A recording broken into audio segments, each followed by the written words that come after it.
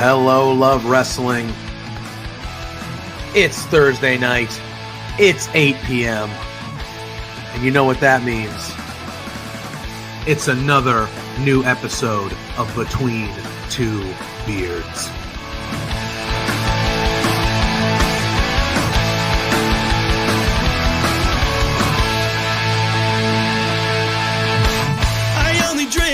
Can we start off with the biggest news of the week? The Rats lost!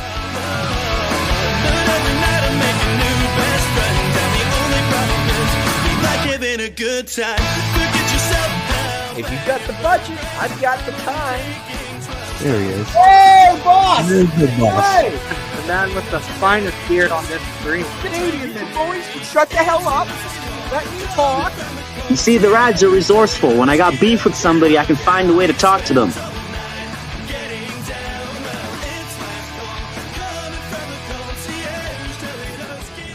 And listen between two beers.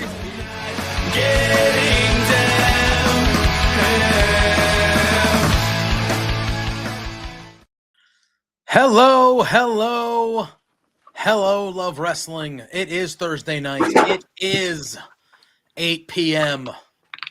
And you all know what that means. Andrade's under contract for the WWE for the next 6 years. Jeez, huh? We'll talk about that, I'm sure. My word. No, what it does mean, it's another episode of Between Two Beards right here on Love Wrestling. If you are here, and we already got Zach in the chat saying it's National Sports Day today. Happy sports ball, y'all. Hell yeah. We are sports fam. Here we like the sports. We like the sports. We like to yell about the sports. Yes. But we like the sports. Yes, we love the sports. Fernando in the chat as well. Welcome in as everybody else pops in. But yes, we got a lot of stuff to talk about tonight. We got that Andrade situation to talk about. We got Crown Jewel to discuss. There was quite a surprising ending to Monday Night Raw this week. Yeah. We had the last week was the, obviously we're going to talk this past weekend, Pluggo. Yeah, we Bound for Glory. We were there. I was there. You were there. Yeah. I flew out to Boston. Sure did. Revived my first three-way. I mean, great. Listen. I had a good time. That sandwich is. Listen, and I ate like a champ that weekend, and I only gained like a pound. It was nice. That's not bad. No, so that's not bad. Although I am on vacation this week, so I haven't done as much as I'm used to doing on my day-to-day. So, yeah, I need to get back after it. But it was great. Like I'd like to say first and foremost, thank you for putting up with me for a weekend, showing me the New England area. That was cool. It's my first time out that way. I had an absolute blast. It's a city that I actually liked to. I was like, this would be. I could dig this. Like, this is nice. So hell yeah. Yeah, no, it was a good time. The freeway I'm talking about, Fernando, is a sandwich. But yes, I hear they are fun. Yeah, North Shore beef. Well, I think the three-way that Fernando is talking about is also that's fun. Could be a sandwich. Maybe it's not, I don't know. Yeah, no, but it's a staple sandwich in the New England, more so the North Shore of Massachusetts region. It's called a North Shore beef. But the way that it is done, like when you order the sandwich, they say three-way, and you go, yeah, three-way. But it is a delicacy in the Massachusetts area. We got the boss man in here, Spencer. How are you, friend? Miss you, buddy. Hope you are well. And listen to yes, do this. So if you hit a like, subscribe, share, throw us a super chat to help support your favorite content creators here at Love Wrestling. Help Yes. keep the lights on, as the kids say. And that guarantees that your statement or comment or question gets read on the air as long as it's within, it's respectable. And we have the great Joel Pearl coming on here shortly. Oh, yes, we He do. will be joining us shortly. You all know Joel Pearl. Yeah. He's the man, the myth, the legend. Yeah. So we like Joel Pearl, and he is going to be joining us. We're going to be talking some TNA Bound for Glory. I agree, Spencer. I thought overall it was a good show, but the creative decisions throughout the show, let's just say a few of them were puzzling. And I'm sure Joel has a lot to say about it as well, as he has been a long time coverer of TNA as well. So it should be fun. Joel should be hopping on it at some point here soon, and then we will. I think Spencer's saying that we should ask Joel Pearl what his favorite Kiss song is. Is that like going to lead to something? That's an inside joke. Well, I mean, Spencer's a huge Kiss fan. Joel, Well, I knew that. Joel knows about the rock and roll musics. So Sure does. In the chat, what's the? I mean, shout it out loud. That's a good one. Called? That's a good one. I think it's. I like to rock and roll part of the night and every day. Not even close. Part of every night or part of every day all night. No. Name that movie. No. Oh, is it Detroit Rock City? No, it's Paul Rudd. He was in Role Models, and he's Role Models. I like to rock part of every day. Yeah. Did you see Detroit Rock City back in the day? I did. Great movie. I wish you could find it somewhere streaming because it's a great movie. Yeah, one of the true great movies of that era, Detroit Rock. Spencer has 47 copies of Detroit Rock City. It's a tremendous movie. But yeah, so we're going to talk some Crown Jewel. We're going to talk, TNA Bound for Glory. WrestleDream, AEW WrestleDream is this Saturday night. We're going to talk some of that as well. There is a lot to discuss. Oh, we got Auntie Collins popping in the chat. Hello, welcome in, friend. Hope Look at that. Well. Which means I think I might have named the show. 231's right. But I was like, Auntie Collins is back last week, and now she's in our chat. Last week, she made her triumphant return. She had so much fun. She's in the chat this week. Thank you, Seattle Kraken. I rock that. I got the Seattle Kraken pullover. Nice $11 lids find. Nice. Shout out to I watched a little of the Seattle game, the Seattle Montreal game the other day. My hockey minute, if you will. It wasn't bad. The Canadians home opener. I know people don't like the Canadians, but that is quite a spectacle for their. Oh, look, they're in. It was quite a spectacle. Yeah. I was like, this is kind of cool. They have it. Look at their fan base is dedicated for sure. They are just the scum of the earth. So, in hockey. So, I listen. I loved it. I loved it. Pick at you and poke at you and needle at you. I have yet to wear my Montreal Canadiens hoodie on a stream. Yeah, out of respect for you. Which is weird. But you wore a Lakers hat for like 4 straight weeks or some shit. Yeah. And if I had a Yankees hat, I'd probably wear it. No, you wouldn't. Yeah, I would. No, you wouldn't. But yes, the Canadiens, yes, they do. Listen, they're a historic team. They're one of the original 6.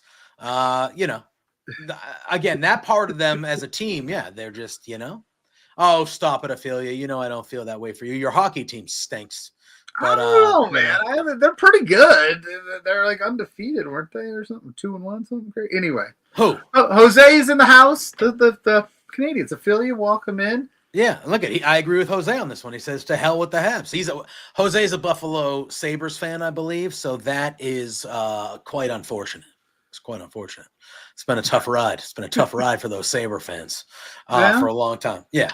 I mean, all right. Well, put it this way: Would you rather be a team that's been bad for a long time, or would you rather be a team like my team that is really good and then chokes every year? What would you rather have? I would rather be good and choke because at least I'm there. But if there's no realness to it, you're right? But I had the best season in the history of hockey. Listen, 3 years ago, and then they choked it. Yeah, but at least you have a chance to choke at something opposed to knowing you never have an opportunity to ever get there. It's fair. We'll have to bring our esteemed panelist on, our hockey expert, fellow Canadian. It's true. Joel Pearl's in the back room, ready to rock and roll. If you want to bring him on, I'll bring him on. We can ask him right out the gate. Hello, sir. How are you? Joel, hockey. Where do you want to start? I'm a Sens fan. I was going to say he's an Ottawa Senators fan. So, what do you want from my life? Would you rather suck all the time and never make it, or get close and choke? Is this a good time to also say I'm a Ducks fan?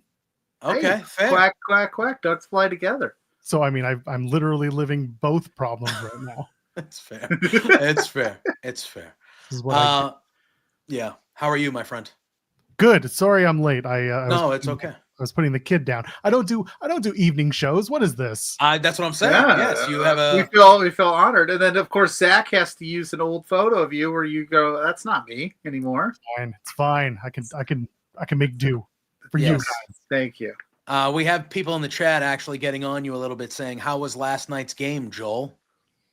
No and comment. then Jose Gonzalez, who is a Sabres fan, said, "Joel, for the record, I didn't think we were winning last night, let alone convincingly. Laugh my a LMAO." Listen, if you're a Sabres fan, you're probably happy, but I mean, how long can it last, brother? How long can it last? Yeah. You got to win one. I mean, they don't lose them all. That's right. You can't go 0-82. If you do, then you're in a statistical anomaly. It's true. It's true. I thought the Bruins were going to go 82-0 for the first 3 games. I was like, still in play, but then, it is what it is. And well, since he's the boss and he's allowed to ask a million questions, the boss would like to know what's your favorite Kiss song. Ooh, I mean, first of all, rest in peace, Ace Frehley. That was shocking, Mm-hmm. to use a shock me term. Love Gun, because you see the dick is his gun. Ronnie, the dick. It's just, he's talking. Oh. We were mentioning it before you popped on. You've seen Detroit Rock. Have you seen Detroit Rock City? The classic. Of course. One of the greats of that whole era.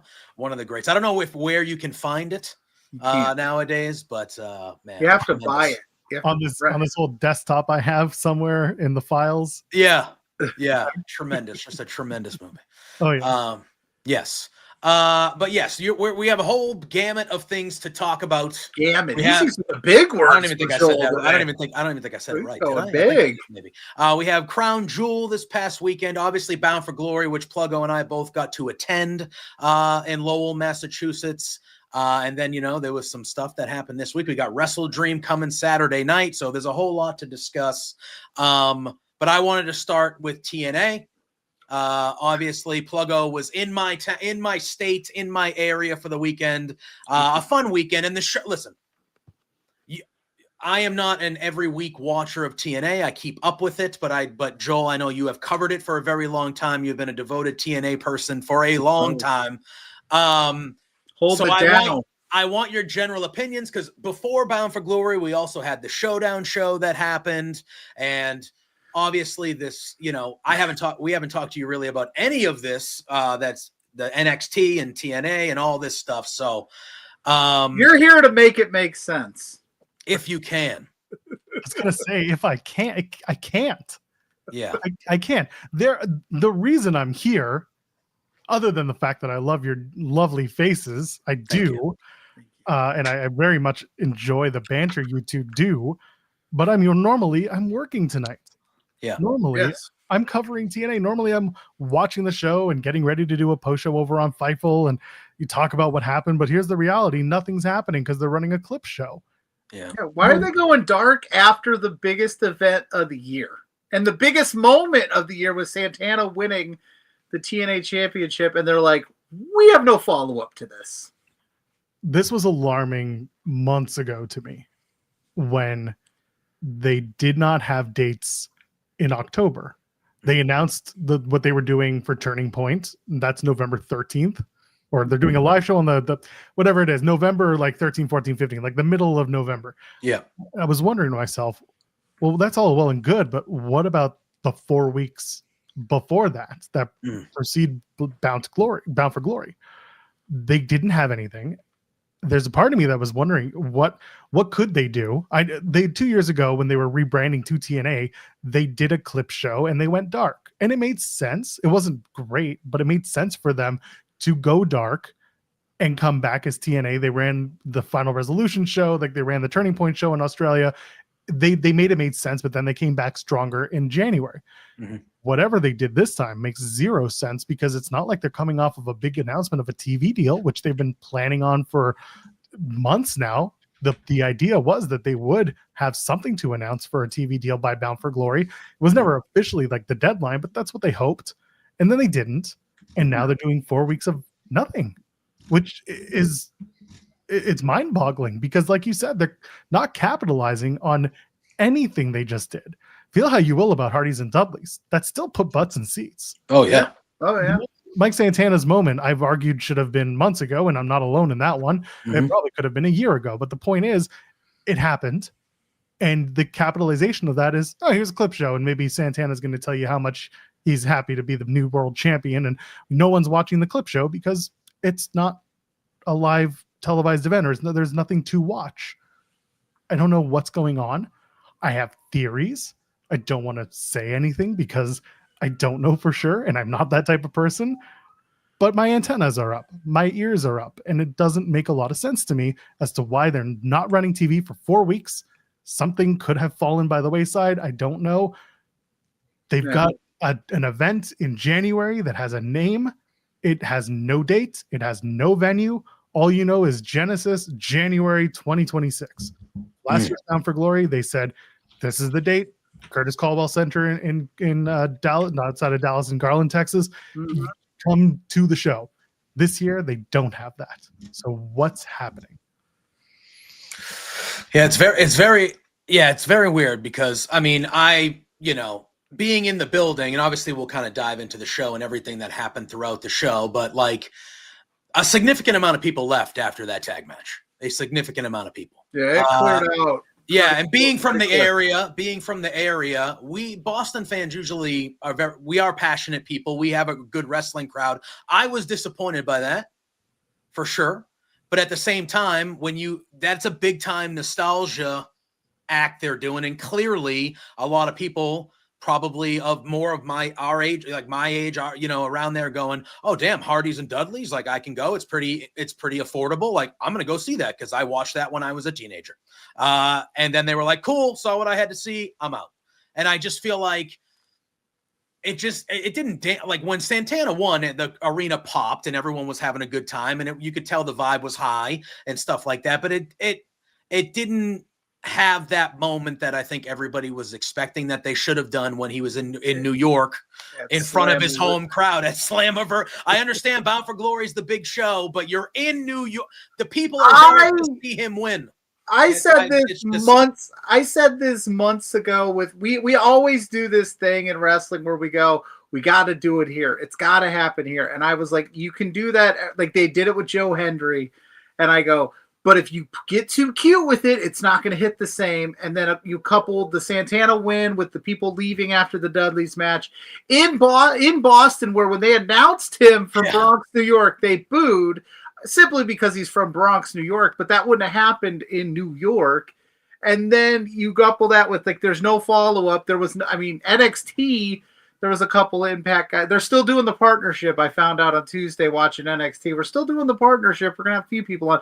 But yeah, it definitely felt like, oh shit, Santana winning this thing should have been a massive moment. And it was a big moment, just not quite, I think, because the building was, the air was out of this. The Hardys and the Dudleys, to their credit, I thought actually killed it and gave us a lot more than I thought they were going to give us. So I think a lot of the people in the arena, the wind was out of the sails, they left. Boris is in the house real quick. Tanner Lee saying it's awesome to see Joel Pearl on the show and asked me how Victory Roll was. Victory Roll was fantastic. That new place by Ruby and Angelo Parker. Absolutely had a blast there today, hanging out for a little bit. You should definitely check it out if you're in Mishawaka, Indiana. And then Matthew Hooks is in the house. Yeah.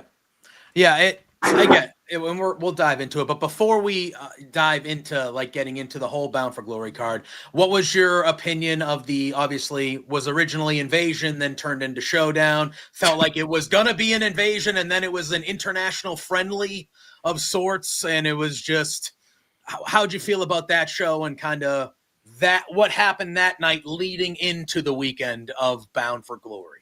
How incredibly lazy can you be? Yeah, I mean, I can be lazy. I listen, I can tell you stories. maybe like 4 years ago, I could have been lazier than I am now. But yeah.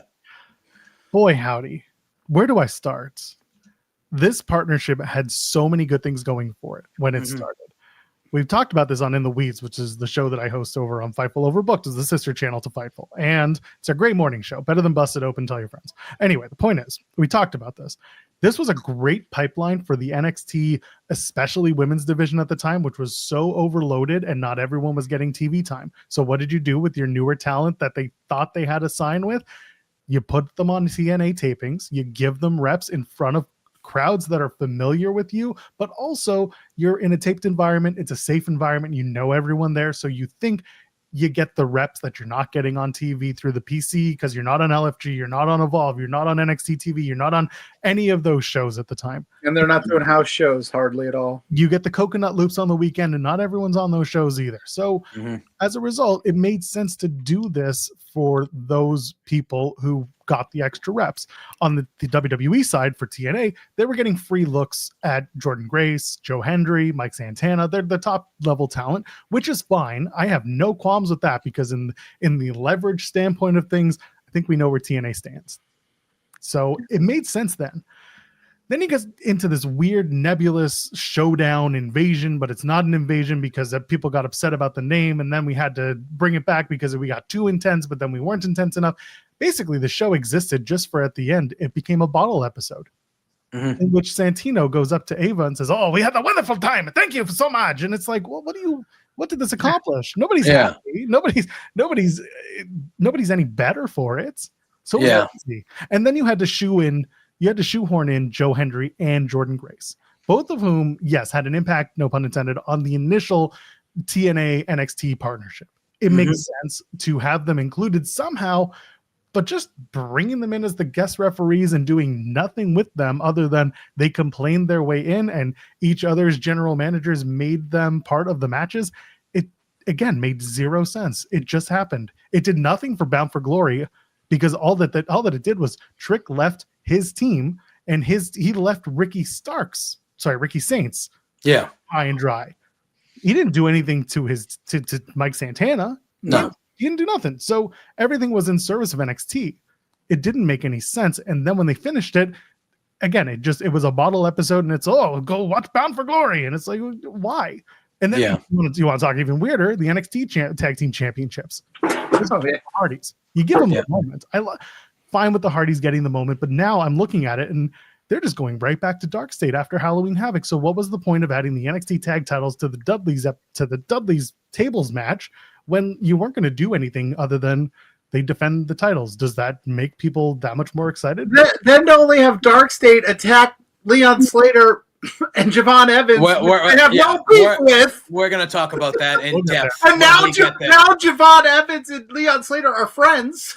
We are going to talk about that in depth when we get there, because the way that building swayed in that 90 seconds was it. Oh God. All right. So we get to Bound for Glory. Sunday night, Lowell, Mass. Good building, obviously. The attendance was excellent for the show.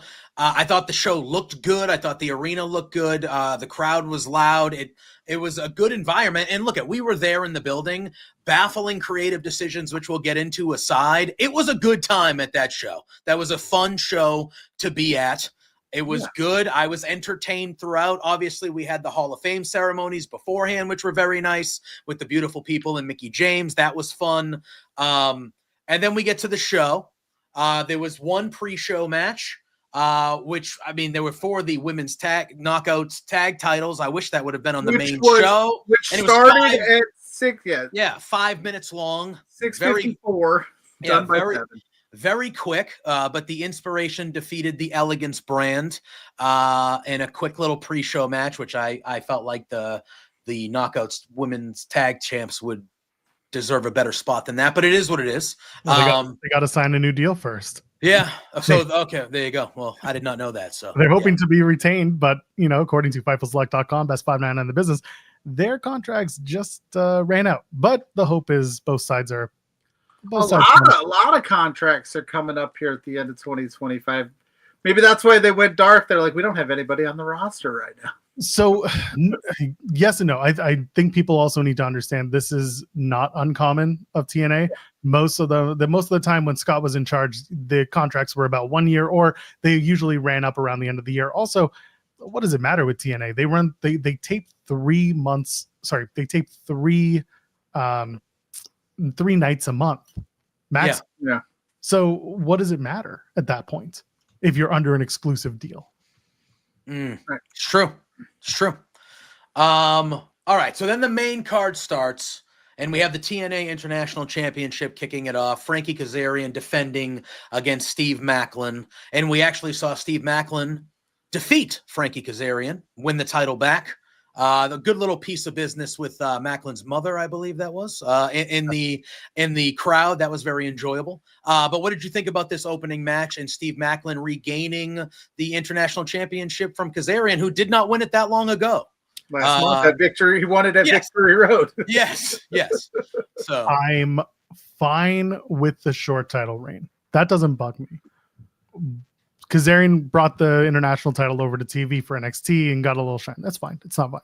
They tell a good story about those guys that I was willing in the ring and also out of the ring leading into the first title match that I was willing to forgive a lot of the weirdness around it. What really was obnoxious to me was that you had 2 weeks of build to tape for this match, and Macklin wasn't even at the tapings.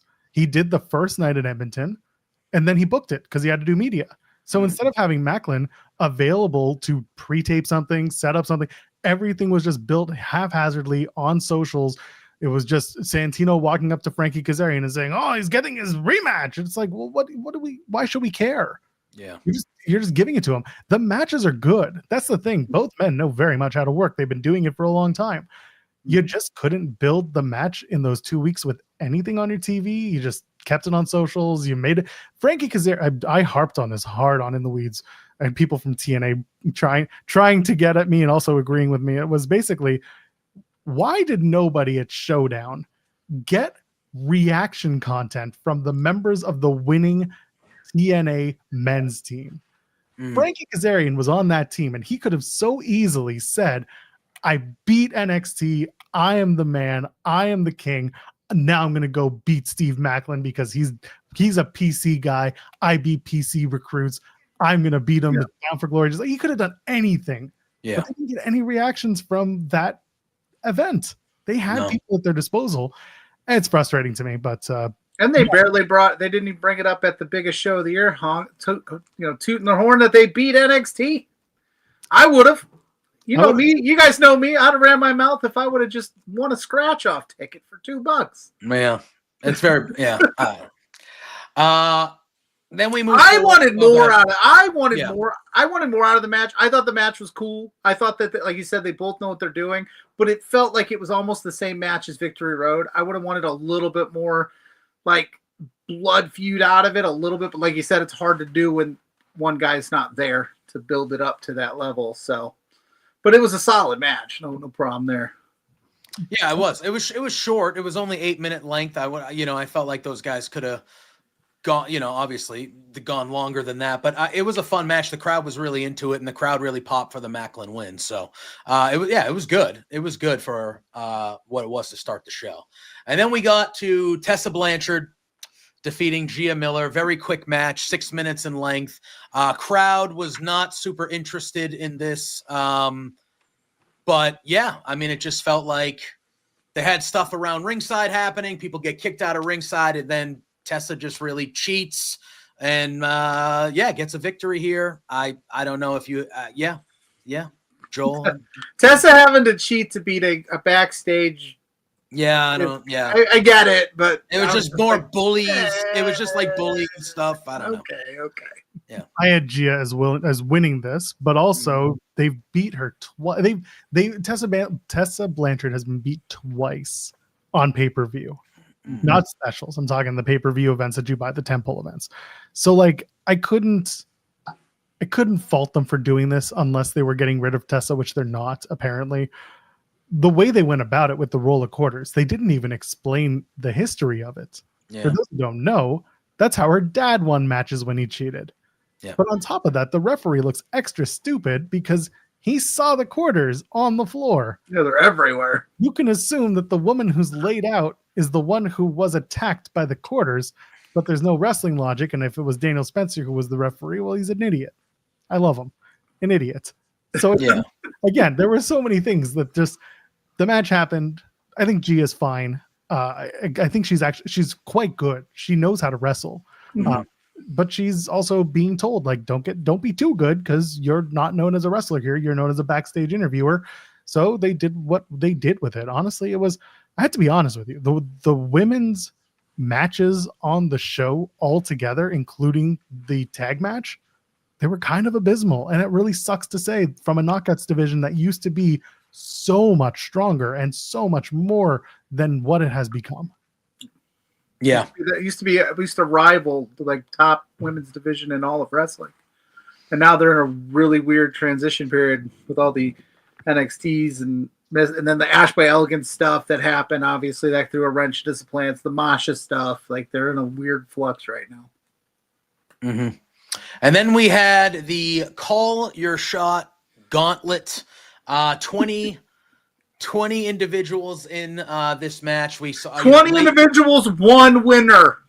Not tonight. Well, not that night. Not that night. That's how it was touted. One winner gets the Call Your Shot. Listen, in the building, this was a ton of fun. Royal Rumble-esque with the countdown and all that fun stuff. Li Ying Lee and Mara Sade started the match. We had the Nemitz in here, Cedric Alexander, Rich Swann for this one, AJ Francis, Travis Williams, our boy. We love Travis Williams. You had BDE. You had all three members of the Rascals, Danny Luna, Eric Young, Jake Something, Rosemary, the hometown man who was a big hit. The crowd was very much behind that fella. Zach Clayton. And then we saw Frankie Kazarian show up in this match. Santino Marella had a nice little spot where he hit the Cobra on Kazarian, and then they kind of retreaded his immediate, I wasn't ready kind of elimination, which was fun. Matt Cardona and Mance Warner, which I expected more out of in this match, kind of for being the 20. I was like, I think Mance could win this, but then it was like, what? All right. Cool. The lack of women's representation at the end here, they threw those girls out. AJ Francis threw, I think, three of them out real quick. Yeah. And I was just like, And then, yes, so like, obviously Pluggo leaning into it there. We did not end up with one winner in this match. We ended up with two, because obviously when you get down to the last two, it turns into a singles match. And there was a double pin. And both Frankie Kazarian and Nick Nemeth are your Call Your Shot Gauntlet winners. Stupid. I think the arena, again, a fun match. And then the arena was just like, what? All right, that's dumb. That's how it felt. Everyone was like, that's what? All right. I can only imagine you feel the same, Joel. Taking deep breaths before I... This all falls apart the moment you see Sinner and Saint come out. Mm-hmm. And what do? They come out together and they flip a coin. Yeah. Who's going to come out? Who's going to come out? All right, Travis Williams, you go. Go have it, Baldy. Great. See you later.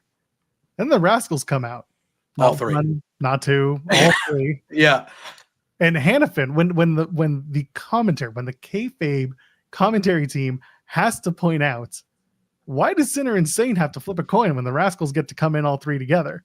When that happens, when that's a line that you say on your pay-per-view, maybe you should be asking questions about the holes in your creative, of which there are several. Why did AJ Francis eliminate all those women? For the heat, buddy. For the heat. Right. Oh, yeah. Oh, we'll talk about some heat later. That they thought was going to work. And then the finish, again, like you said, the crowd was not happy with it.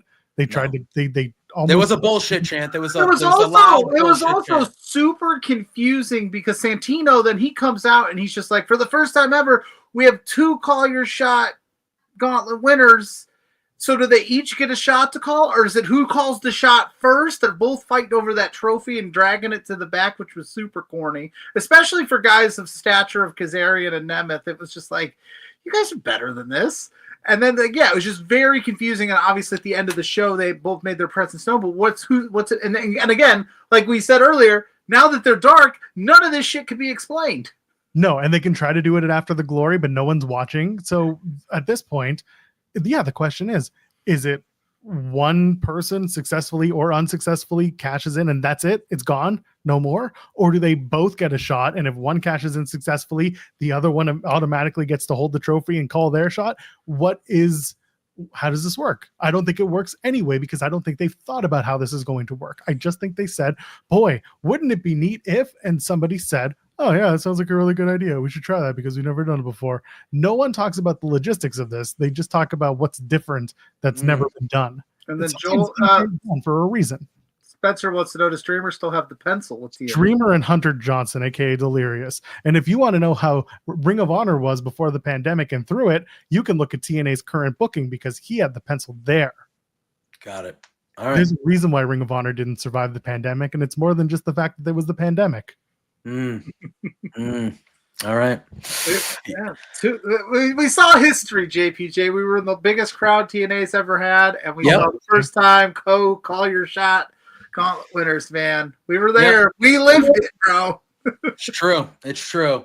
And then we had a singles match for the TNA Knockouts World Championship. It was Kalani Jordan defending against Indy Hartwell. They flew Indy Hartwell's family all the way to Lowell, Massachusetts, just for her to lose to Kalani Jordan. I kind of went into the evening thinking that this was going to be TNA kind of getting all their shit back, let's say. But Kalani ends up pulling out the victory here and retaining the Knockouts Championship. It didn't make sense, again, as someone who doesn't watch regularly, it didn't make sense to me that Indy wouldn't kind of win this one back for TNA as well. I guess maybe it was like, hey, you guys are going to win we'll take one. I don't know. But yeah, it felt like Indy should have, to me at least, it felt like Indy should have won this one, Joel. We're doing this again. Okay. I thought Indy was going to win, but then I kind of saw the match and I said, I get it. I know why Kalani won. The match wasn't very good. It was clunky. They had moments where they hit certain things, like the Hertz donut coming out of the catching her into the Hertz donut was cool. But above all, the match it wasn't strong. Now, Kalani Jordan has been the bridesmaid and never the bride in NXT. She was the first North American Women's Champion. That was cool. She has not won the NXT Women's title. Now, this is an opportunity for Kalani. Instead of making her a 2-week transitional champion, you get to take her, and maybe if this is the girl that you're going to put your eggs into a basket for on main roster, you get to take her and you get to put her in a position to succeed with the Knockouts title. And if she's a success in the back of the Knockouts division or in the front of the Knockouts division, then you give her more opportunities moving forward. That's how I see it. Indy Hartwell has a lot of work to do from a working and emoting standpoint. She's in the right place to do it at TNA. There are a lot of producers who can teach her and mold her that way. But Kalani has the opportunity to be a leader and to show that she can lead a division and be an NXT divisional leader onto main roster in the future, if that's where she can get to. So for this to be the outcome, I get it. I'm not against it. I just wish the match had been better because it just wasn't a very strong match. And I don't know if it's because of the lack of chemistry. I don't know if it's one person or the other. There was just something missing. That's fair. Yeah, I felt like the crowd was interested in paying attention to this match, but I think we were all waiting for it to hit another gear at some point, and it just kind of felt like it just didn't. But yeah, I think that's a good point. Like with kind of having Kalani prove herself as a leader of a division and, see if she, because she has been one of the bright spots in NXT, but she's never really won the big one per se. So I I think that is a good spot for her if they want to give her an extended run here. Oh, your logic, throw it out the window. Indy should have won that thing. Give Indy the moment. Yeah, listen, I thought she was gonna. I thought she would. You guys aren't wrong, but hey, no, I agree. I don't know. I just felt like, especially with the build up to it, and Jose mentioned it in the comments, if the plan was for Indy to always lose, even if Ash was still champion, not her best showing, but they kind of buried her the whole run here. They didn't really prominently show her off. Like even that showdown stuff. Why wasn't she should have been in the match? Why isn't there her friction with her and Kalani? Like you said, JPJ, over the friction with her and Kalani in that showdown or something. It felt so easy to me that Indy should have been on Team TNA in that match because Kalani is the captain, and then you have Indy on the team, and you build more friction for this match to build a little more heat towards this match, and she just wasn't involved. I don't know. It felt odd. I don't think they had much of a plan after Ash went down. I think it was literally, we'll give it to Kalani, give her a shot, and while we all thought it would be a transitional champion thing, they thought, no, we can do this for longer. Indy can wait. Indy's deal isn't up tomorrow, so let her build. And you know what? Her match against Tessa at Slammiversary wasn't very good. And we know Tessa can work, feel how we will about the things that she's done outside of the ring as a professional wrestler. She can go. The chemistry wasn't there, and therefore the match wasn't very good. So as a result, I just kind of say, stick it on Kalani and see how long you can run this. And like Kalani's a big deal enough that people will pay for a ticket to see her, even a full sale for Turning Point in November. They'll still watch. Yeah. And then it was 10-person intergender hardcore war. It was the System, which was Moose, Alicia Edwards, Brian Myers, Eddie Edwards, and JDC, taking on Order 4, which was Mustafa Ali, Tasha Steeles, Special Agent Zero, Jason Hotch, and John Schuyler. So this was very much two people start, and then it's kind of like War Games. You get the advantage, but they're allowed to bring a weapon with them, and it kind of turns into this big all-out war. And then when everybody is there, first pinfall, first submission, first whatever wins the match. This was a spot. The big spot, obviously, with the tax and Special Agent Zero throwing Alicia Edwards into the tax, which was obviously the big spot of the match. But for the live crowd, this was a fun match. It was chaotic, a lot of big spots. It was well paced, I thought, throughout. I do think Mustafa Ali probably could have had better usage on this show than kind of in this type of thing. I really like Mustafa Ali. I'm very high on him as but for what it was, I thought this was one of the bright spots of the night. I thought it was a good match. The System does get the win here. How did you enjoy this? Was this one of the bright spots for you as well? Yeah, it was. This was actually a really fun match. This was a really good match. The things involved made sense for the most part, which I liked. And Ali not being as involved in it doesn't bug me so much because this felt like it was in service of getting everyone else in order for that shine, especially Agent Big Bill Zero, as we call him on the show, because Big Bill Collier, he's a guy from Northeast United States, somewhere around there, the New York area. He comes to Toronto all the time. Anyway, the point is, good to see him working up there. So it was a shining point for the other members of Order 4. Alicia Edwards being the MVP should shock nobody. This is a woman who, behind the scenes and in front of the camera, has done anything and everything that's been tossed her way. At a point when you should hate her, you hate her on camera. I'm saying she's a lovely human being. Everything has made sense for her too. She took that tax spot like a champ, and then they did the spot with Ali trying the 450 with her sandwich with more tax.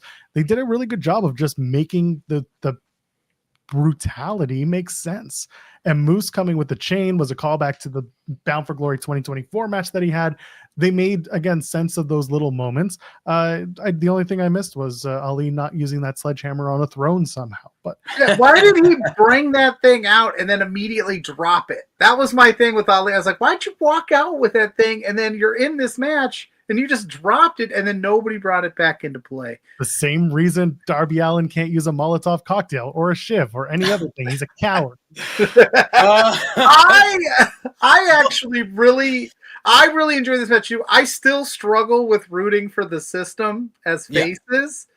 That's just me, but Eddie Edwards, somebody Eddie Edwards was getting that hometown pop no matter what. Like he was, and they had the Celtics colors and the shirt. And then what was his name? The Red Sox mascot came out. Oh yeah, Wally the Green Monster came out with them and all that stuff. The one thing they were definitely getting the hometown love. The one thing I learned during this match was like 5 minutes. At some point, somebody came out and the crowd started chanting "The Yankees suck," and I was like, "JPJ, why aren't you chanting the Yankees suck?" And he goes, "It makes us look small when we just randomly chant the Yankees suck." But then Tasha Steelz came out in the Yankees jersey, and then he was chanting Yankees suck because he goes, "Then it's okay." So I learned a lot about JPJ this weekend. There's rules. You're gonna chant Yankees suck when they beat you this year. They beat us. They eliminated us. They were better than us this year, technically. I think they suck? Yeah, I hate the Yankees. They do suck. But when you chant Yankees suck at a wrestling that had nothing to do with anything, once she comes out with the jersey, okay, yes, she's doing that for the Heat. You tell her Yankees suck. She's wearing the Yankees jersey. When they chanted it the first time, the Yankees were not involved at all. It makes us look like bitches. But no, overall, that's my opinion. No, this was a lot of fun. This was a lot of fun. And then I'll tell you what was a lot of fun until the last 2 minutes of it. Javon Evans, Leon Slater, excellent. Everybody was hyped for this match. It was like TNA match of the year, possibly up until the last 2 minutes. Yeah. Two young guns, the future. I mean, not even the future, like the current and the future of these two respective companies. They went out there and they put on as good a match as I think we were all hoping, if not a little better than we were all hoping for them to have. And, they're going back and forth. It's excellent. The crowd is literally jumping out of their seats at some of the close pinfalls and all this stuff. And then we hit the time limit. And the crowd is immediately like, oh, damn. And then they send out Santino, and the crowd is like, oh, shit. Yes. 5 more minutes. So the crowd is like at a crescendo. We get deflated. Then Santino comes up and gets us right back up for 90 seconds later. One of the dumbest things I've ever seen. And again, this has nothing to even do with Dark State themselves. But what the heck? Because like you said earlier, the Heat, this was not, no. This was dumb.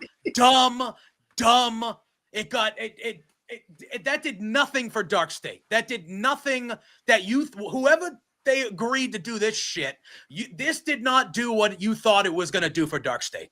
This was dumb as hell. I hated it, and it immediately killed the crowd.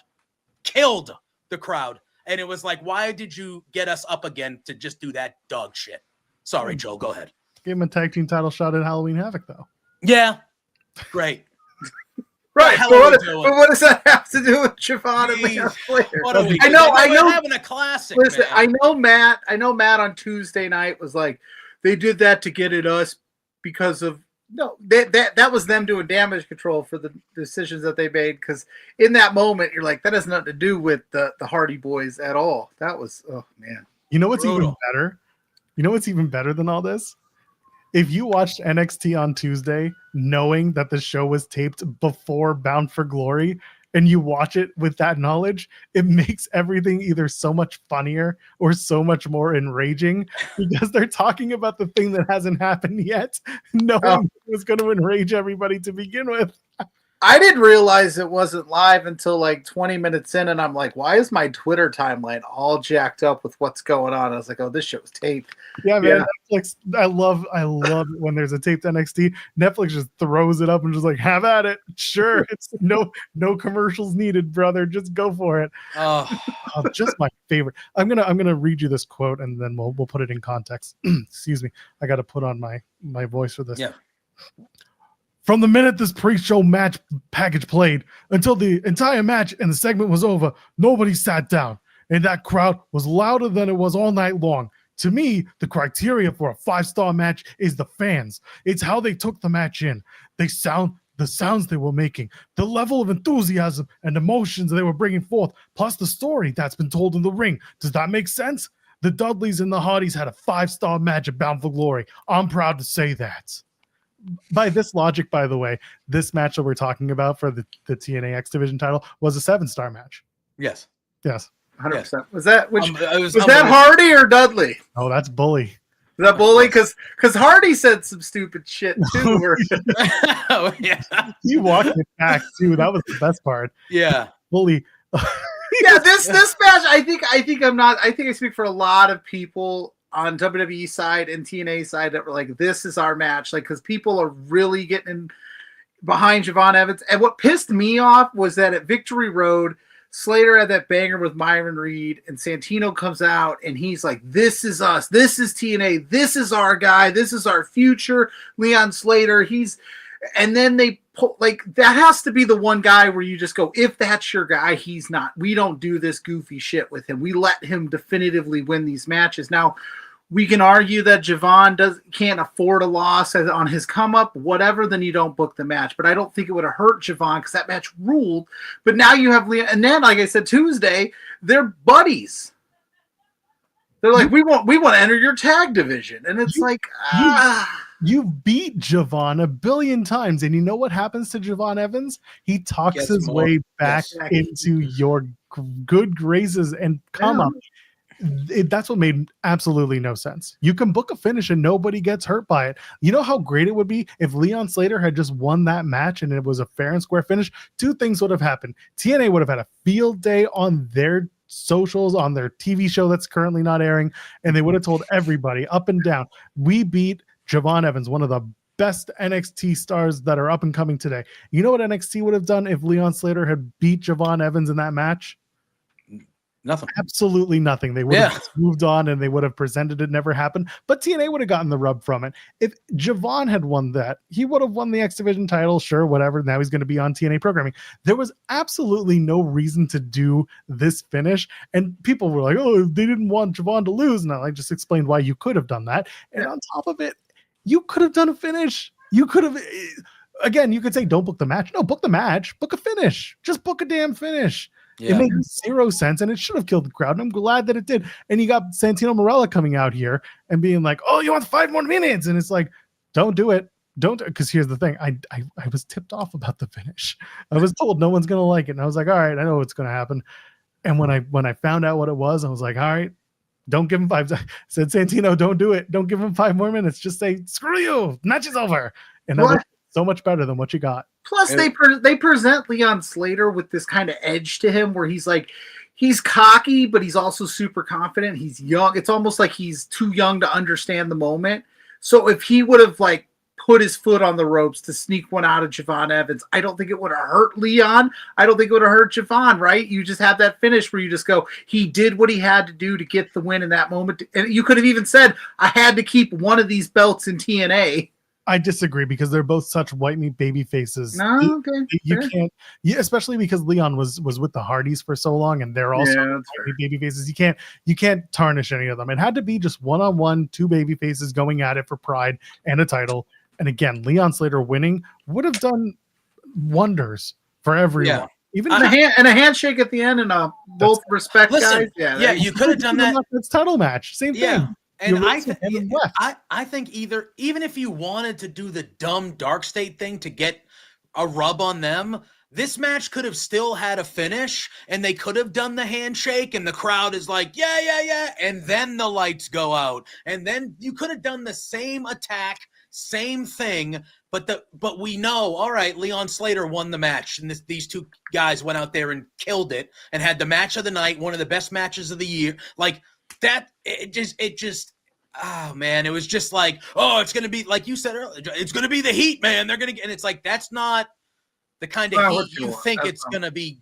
That's it was just, especially after you have 2 call your shot gauntlet winners. Yeah, it was just like, what are we doing? What are we doing? Yeah, that decision. I just watched the most ridiculous thing they're doing after the Glory, and they just tweeted Leon Slater's exit. They're doing a backstage style stand-up show. Leon Slater's exit was him being picked up by the UFO in a very corny looking UI something. Oh god. Oh yeah, it's just, I don't know, man. I don't know. TNA. So that was like, holy, talking about, taking the pin, like, the out of the room, like that was just like, what the heck? And then we went over to, it was the one final table, the tables match for both the TNA World Tag Team Championship and NXT Tag Team Championships. It was the Hardys against Team 3D. Now, obviously, being, of all of us are, around the same age or whatnot. These are two teams that I've been watching my whole professional wrestling fandom life. You know what I mean? And them with Edge and Christian, they revitalized tag team. We all know the story. They revitalized tag team wrestling. They made it badass. They made it the best thing on the show, the coolest thing in the Attitude Era and beyond. So going into this show, even though I was like, I can't believe this is actually happening, I was like, all right, cool. Then they had the rumors going in that potentially this was going to be the Dudleys' last match, just a bit, most likely Devon's for sure, but we didn't, whatever. And then they have the match, and I know Pluggo, you said it. I actually think this match over delivered for what I was expecting, and I say that like not in like, clearly not like a wrestling, but like I thought it was going to be. Just be honest. You thought this thing was going to be like a 5-10 minute, just kind of do the classics. It wasn't going to do a lot. They went out there and they did quite a bit more shit than we anticipated. I sat there and I was like, Devon, holy shit, man. Yeah. You had the Jeff Hardy spot off the ladder, which, you obviously, but I think a lot of us in the arena, and I don't know if they explained, with the commentators explained it, we didn't know that both guys had to go through the table. You know what I mean? So it was like, they go through the table early and we're like, Jeff is this person out now? Early. And then, so once I think it took a few minutes for everyone in the arena to be like, okay, these are we assume both guys need to go through a table. Good, great. I mean, again, I was entertained, but I'm sure it was different being in the building as opposed to watching it on TV. Joel, so like, obviously your opinion of kind of the one final table with these individuals. Man, wrestling live in an arena is always going to be different. Usually it's better. I get it. This was never for me. This match was never for me. I am not a nostalgia wrestling guy. I like to look forward and I like to look at what's going on. I don't like to look back and be like, oh, 25 years ago, this match was amazing. There's a place for history. There is. But to me, a place for history isn't drumming up 25 years later being like, we're going to do it again. It's like, no, you're not. What you did 25 years ago was in the prime of your life at a time when if you, God forbid, got injured, you would have been back in most longest a year. Yeah. Instead, the match was fine.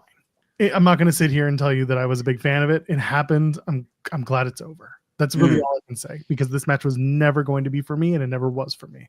Yeah, and they did the whole thing at the end with like Bubba or Bully Ray thinking that, knowing his time was up, and they kind of did the, all right, put me out to pasture type spot where he goes through the table. I kind of wanted Devon to be pissed about that. Yeah, to lose. And then obviously after the match, all four of them celebrate in the ring. The crowd kind of gives them their flowers. The Hardys are going to leave.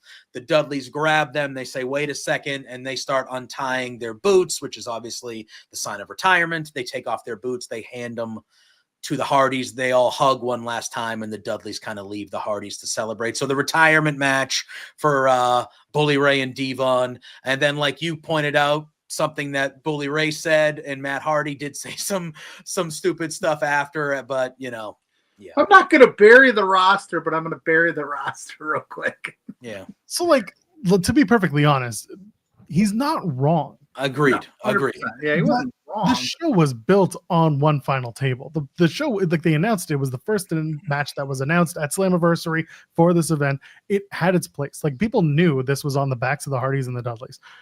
If you expected like this amazing 5-star match, that's to your own fandom. That's completely subjective. Welcome to professional wrestling. To add on to what people are thinking the taking off the boots meant, to me and to many others, it was the symbolism that Team 3D, the Dudley boys, are no longer going to be working as a tag team anymore. Bully is still going to keep working once in a while. He has never said I'm retiring. Devon is like, I'm done. I don't want to be here. I'm done. I want to go own my school and own my car washes, and that's it. So for him, I think that was more his swan song. But for Bully, I think that was Bully or Bubba Ray saying, that's it for the Dudley Boys. We're done as a tag team. Cool. That makes sense. Spencer saying the idea of NXT tag team champions, the Dudley Boys, still pops him. I thought it was going to be. I thought Team 3D would win, and then whoever won Call Your Shot Gauntlet would just cash in on them, or they would come out the next night, which clearly is a clip show, so it doesn't matter anymore, and be like, "We had a great run, but we're not here to continue doing this. We're retired, so we're going to give you both sets of tag titles. Do with them as you will." TNA does something that goes into Final Resolution, whichever show, Turning Point, and NXT could do the Dusty Classic. Bring that back. Yeah. Instead of parties continue. Yeah. And then we were at the main event of the evening. It was Trick Williams defending the TNA World Championship against Mike Santana.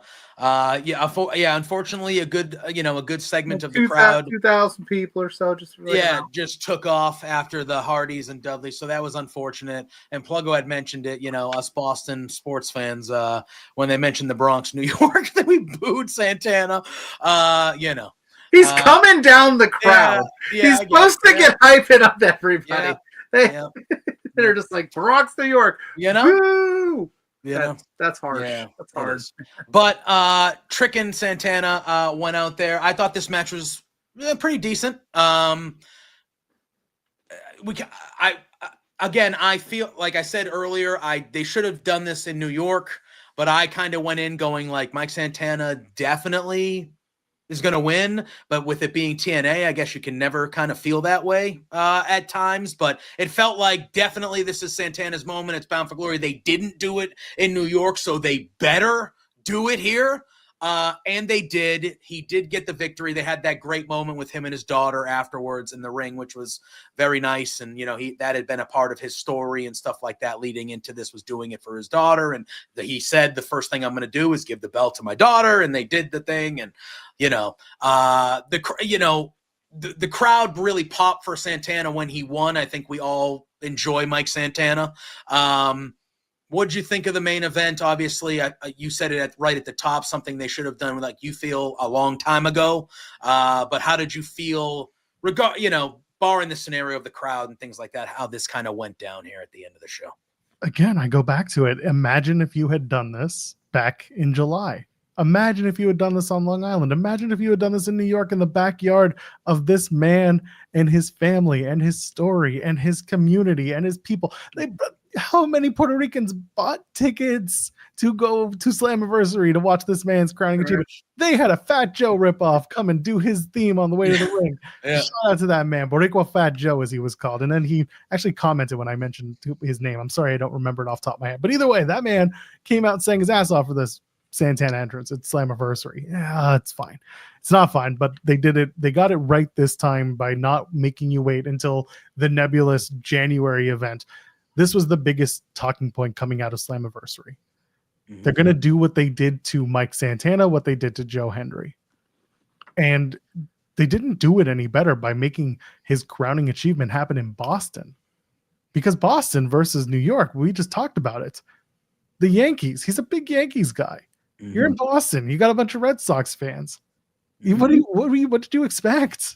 It was like somehow they thought that this was going to be... Nobody would have left. Nobody would have left on Long Island. Yeah. And also, again, I said this leading up to the show. I said the Hardys and Dudley should just be the main event. But then I also said, if you're going to do this nostalgia play, a big moment, whatever you do is going to take away from the crowning of Mike Santana as your TNA champion. And unfortunately, I was right and I was vindicated, because what happened once the bell rang for the Santana match, you said it, half the crowd was gone. That and the fact that the show was hella long, like y'all were there for almost 6 hours. It was too much. So for that, I was frustrated.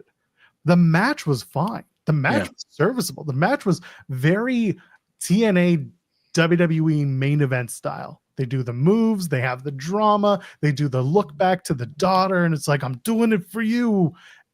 They hit those moments. That was good.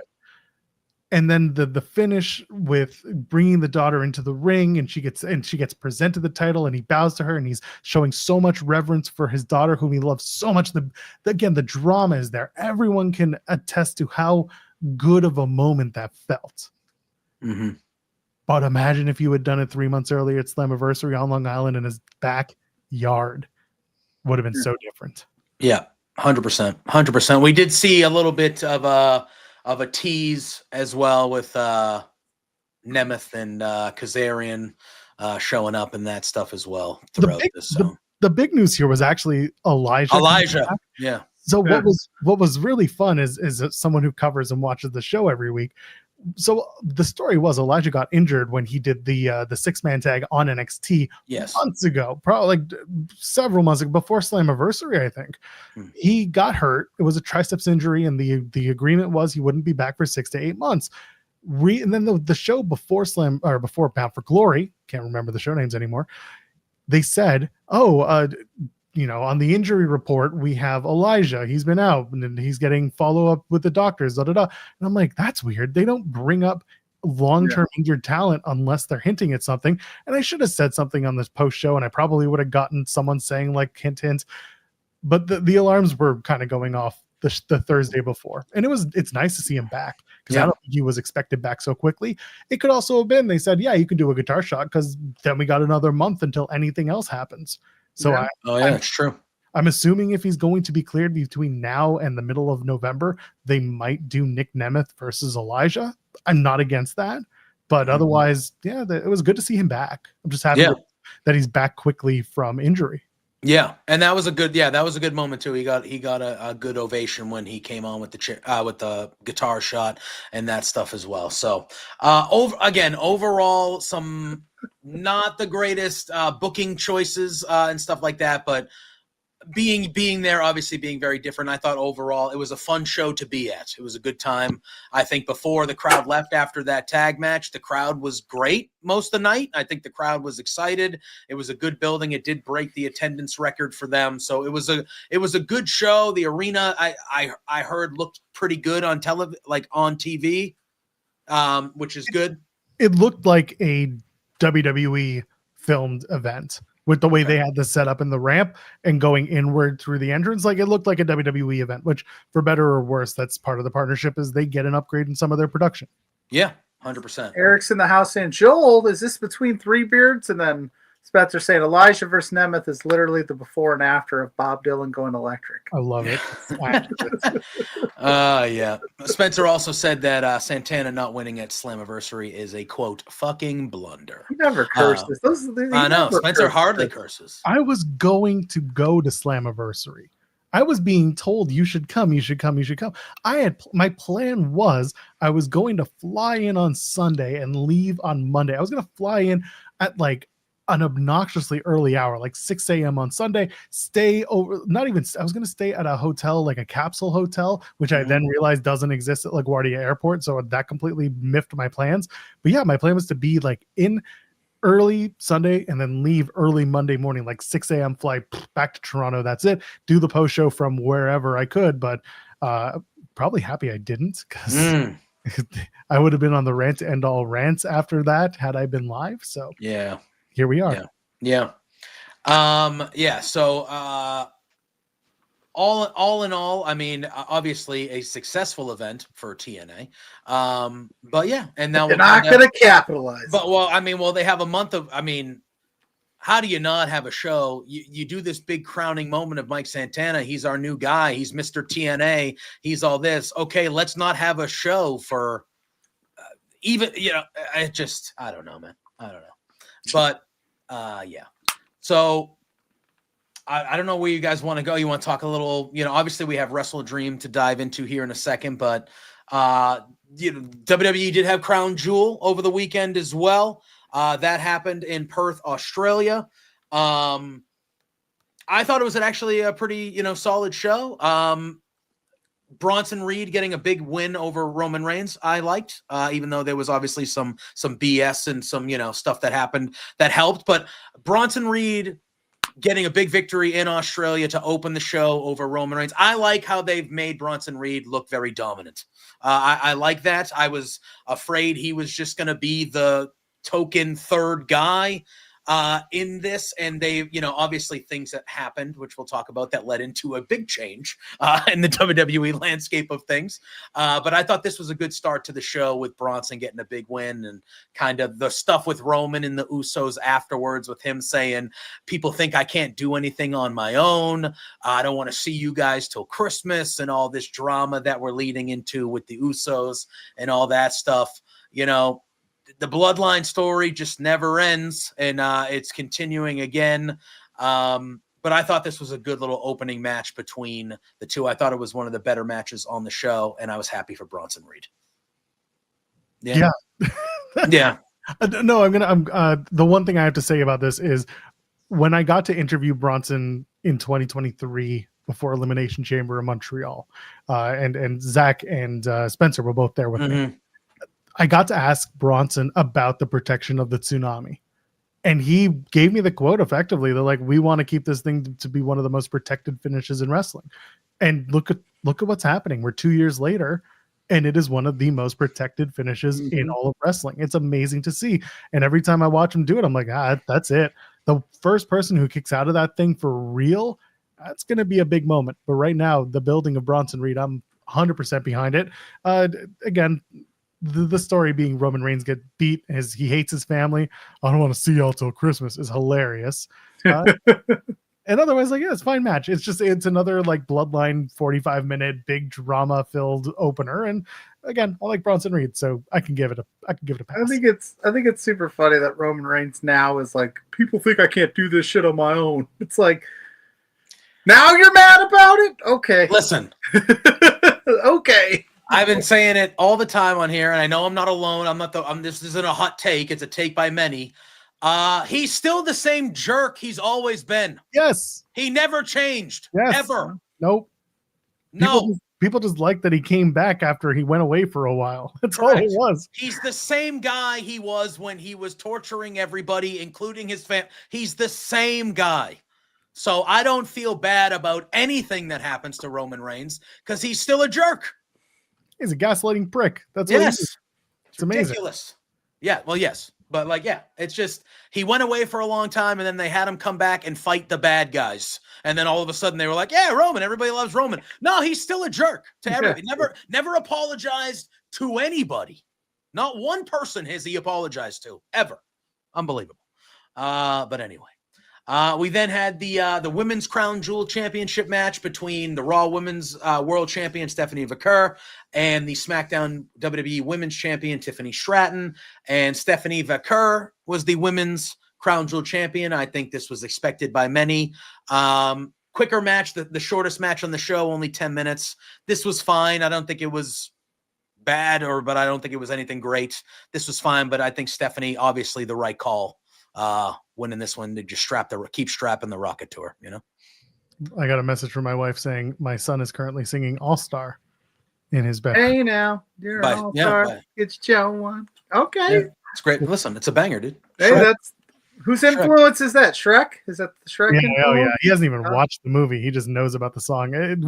We're a weird family, let me tell you. But anyway, Stephanie Vaquer is on a tear, and you know what? They're kind of spinning their wheels with Tiffany Stratton, and I don't know what they expect from her at this point.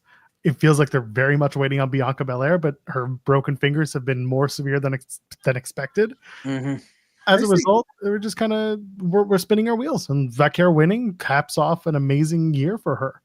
Yeah, big time. I just don't think. The Tiffany side of it. I just feel like when you look at it, I just think they were waiting for somebody to kind of grab that brass ring, so to speak, or grab hold of it. And Jade kind of hasn't really gotten to where I think they want her to go. So we'll just keep it on Tiffany. We'll keep it, like you said, we're wait it out. But I think Stephanie was the move, even if, they weren't spinning the wheels, was Tiffany. So I'm all for it. I love me some Stephanie because she's fantastic. She is. And then we had, John Cena, AJ Styles, one last time. This kind of match that became the ode to both their careers and career opponents. And AJ Styles coming out in the old TNA gear that he wore on Impact. This came to the ode of everyone's career. This was just tremendous. This was just a tremendous piece of business with these two guys. Cena's been kind of doing this for a few matches now where he's hitting all his, greatest opponents, finishing moves and stuff. But AJ kind of doing it and getting a coquina clutch in for Joe, and Angel's Wing with Christopher Daniel, all these spots. Obviously, the spot that everybody was talking about with the Sister Abigail with Cena, and then that kudos to that Australian crowd for getting the Fireflies out after that and getting that visual and things like that. This was a really, really great match. I think we were all expecting it to be, but kind of the way they went about it and kind of going through the histories of their careers, you could say, with their this was just tremendous. I loved it. I know you're not a big nostalgia guy, Joel. You said that, but I fucking hated it. Guys, I am one of those guys. Sorry. That this was really tremendous. Now here's the thing: I am not a nostalgia guy when they're just doing this to wank each other off. Yeah. When you have two guys, one is on the end of his career as an in-ring performer, the other one is eyeing 2026 as the end of his career, I don't have a problem with it because it's not a nostalgia run. Assuming they stick the landing with both of their in-ring retirements, this has the ability to make other wrestlers on the come up. For that, this match was fine. This was fun. This was again, these are two guys who can still go and who still go on a regular basis. My problem with what they did with Team 3D and the Hardys was that Devon was the wild card and Bubba barely works. So it was a one-sided affair to begin with, because at least the Hardys still wrestle. When it comes to John Cena and AJ Styles, no, I knew that they were going to go out there and have a very serviceable, fun match, and they did, because AJ's still out there week to week working. John Cena has something to prove on the last leg of his retirement tour. When the first half wasn't good, he said, I got to turn it up and we got to make this the best finish ever. So no, for me, this was great. Now, as we look forward to December eventually, I'm just hopeful that they, like I said, stick the landing when it comes to John Cena's retirement. But this match, no, this was great. They did everything right. On a scale of 1 to 10, 10 being absolutely knocked it out of the park, do you think they stick the landing? It really depends. It really does. I have my feelings of what I'd like to see. I know that my In the Weeds co-host Jeremy Lambert doesn't fully agree with me or think they'll do it, but to me, the John Cena end comes from someone like Gunther, who's been reported since July as the guy. If they go with him, I think Gunther should absolutely beat the living daylights out of John Cena, and they should stretcher him out, because John Cena has never been stretchered out before. Make the guy look dominant. Make him into a real POS. Okay. John Cena doing the goodbye, everyone, I had a great run. He's been doing that speech everywhere and anywhere he can. His last match, they should build it up big. They should make this a big story. They should take all of the past stuff that they have, all the video packages, throw them up throughout the night. It's Saturday night's main event. Before every commercial, show me a little clip of John Cena's biggest moments. Lead me in. The first time I see John Cena live and in color on the show is when he comes out. Do the match, make it mean something, and make it mean even more when he goes out on his back in the most dominant way to Gunther or whoever beats him. Make somebody out of this. Yeah, I have been heavy on the Gunther train as well. I think he hasn't been around for a little bit now. I think he is that type of guy. And for him to be able to say, I retired Goldberg and John Cena in the same year is like something he could always just talk shit about. I have my own personal thoughts because I'm from the Boston area. I think Cena's last match unequivocally should have been in Boston, Massachusetts. Should have coughed up more money then, pal. Listen, that's a whole other argument. Piss me off. But I think, if you give him that's why you have him get squashed out by Gunther in Washington D.C. It's not going to be as bad. I mean, it would have happened in Boston. They might have rioted. Yeah. Someone did point out the irony of Gunther, the Austrian, beating the big white meat babyface American in DC as dignitaries from the U.S. watch. Yeah, let's do that. Yeah, that'd be fun. I wouldn't mind that. I wouldn't mind that at all. No, I think that, because I'm thinking Cena's got 5 dates left. 4 dates left, not even 5. 4. I had a cap in my 4. Was it 4? I thought it was 5. Either way, 4. he's both Raw Survivor Series Saturday Night's Main Event. Yep. yeah. So are we thinking that he's only gonna? How many matches? What do you think? 2 matches? The Survivor Series. What do we think? Not gonna wrestle every show, but I would. I would like to see him wrestle on that Boston Raw. If you're not gonna give me the last match, I'd like to see him wrestle one last time in his home state.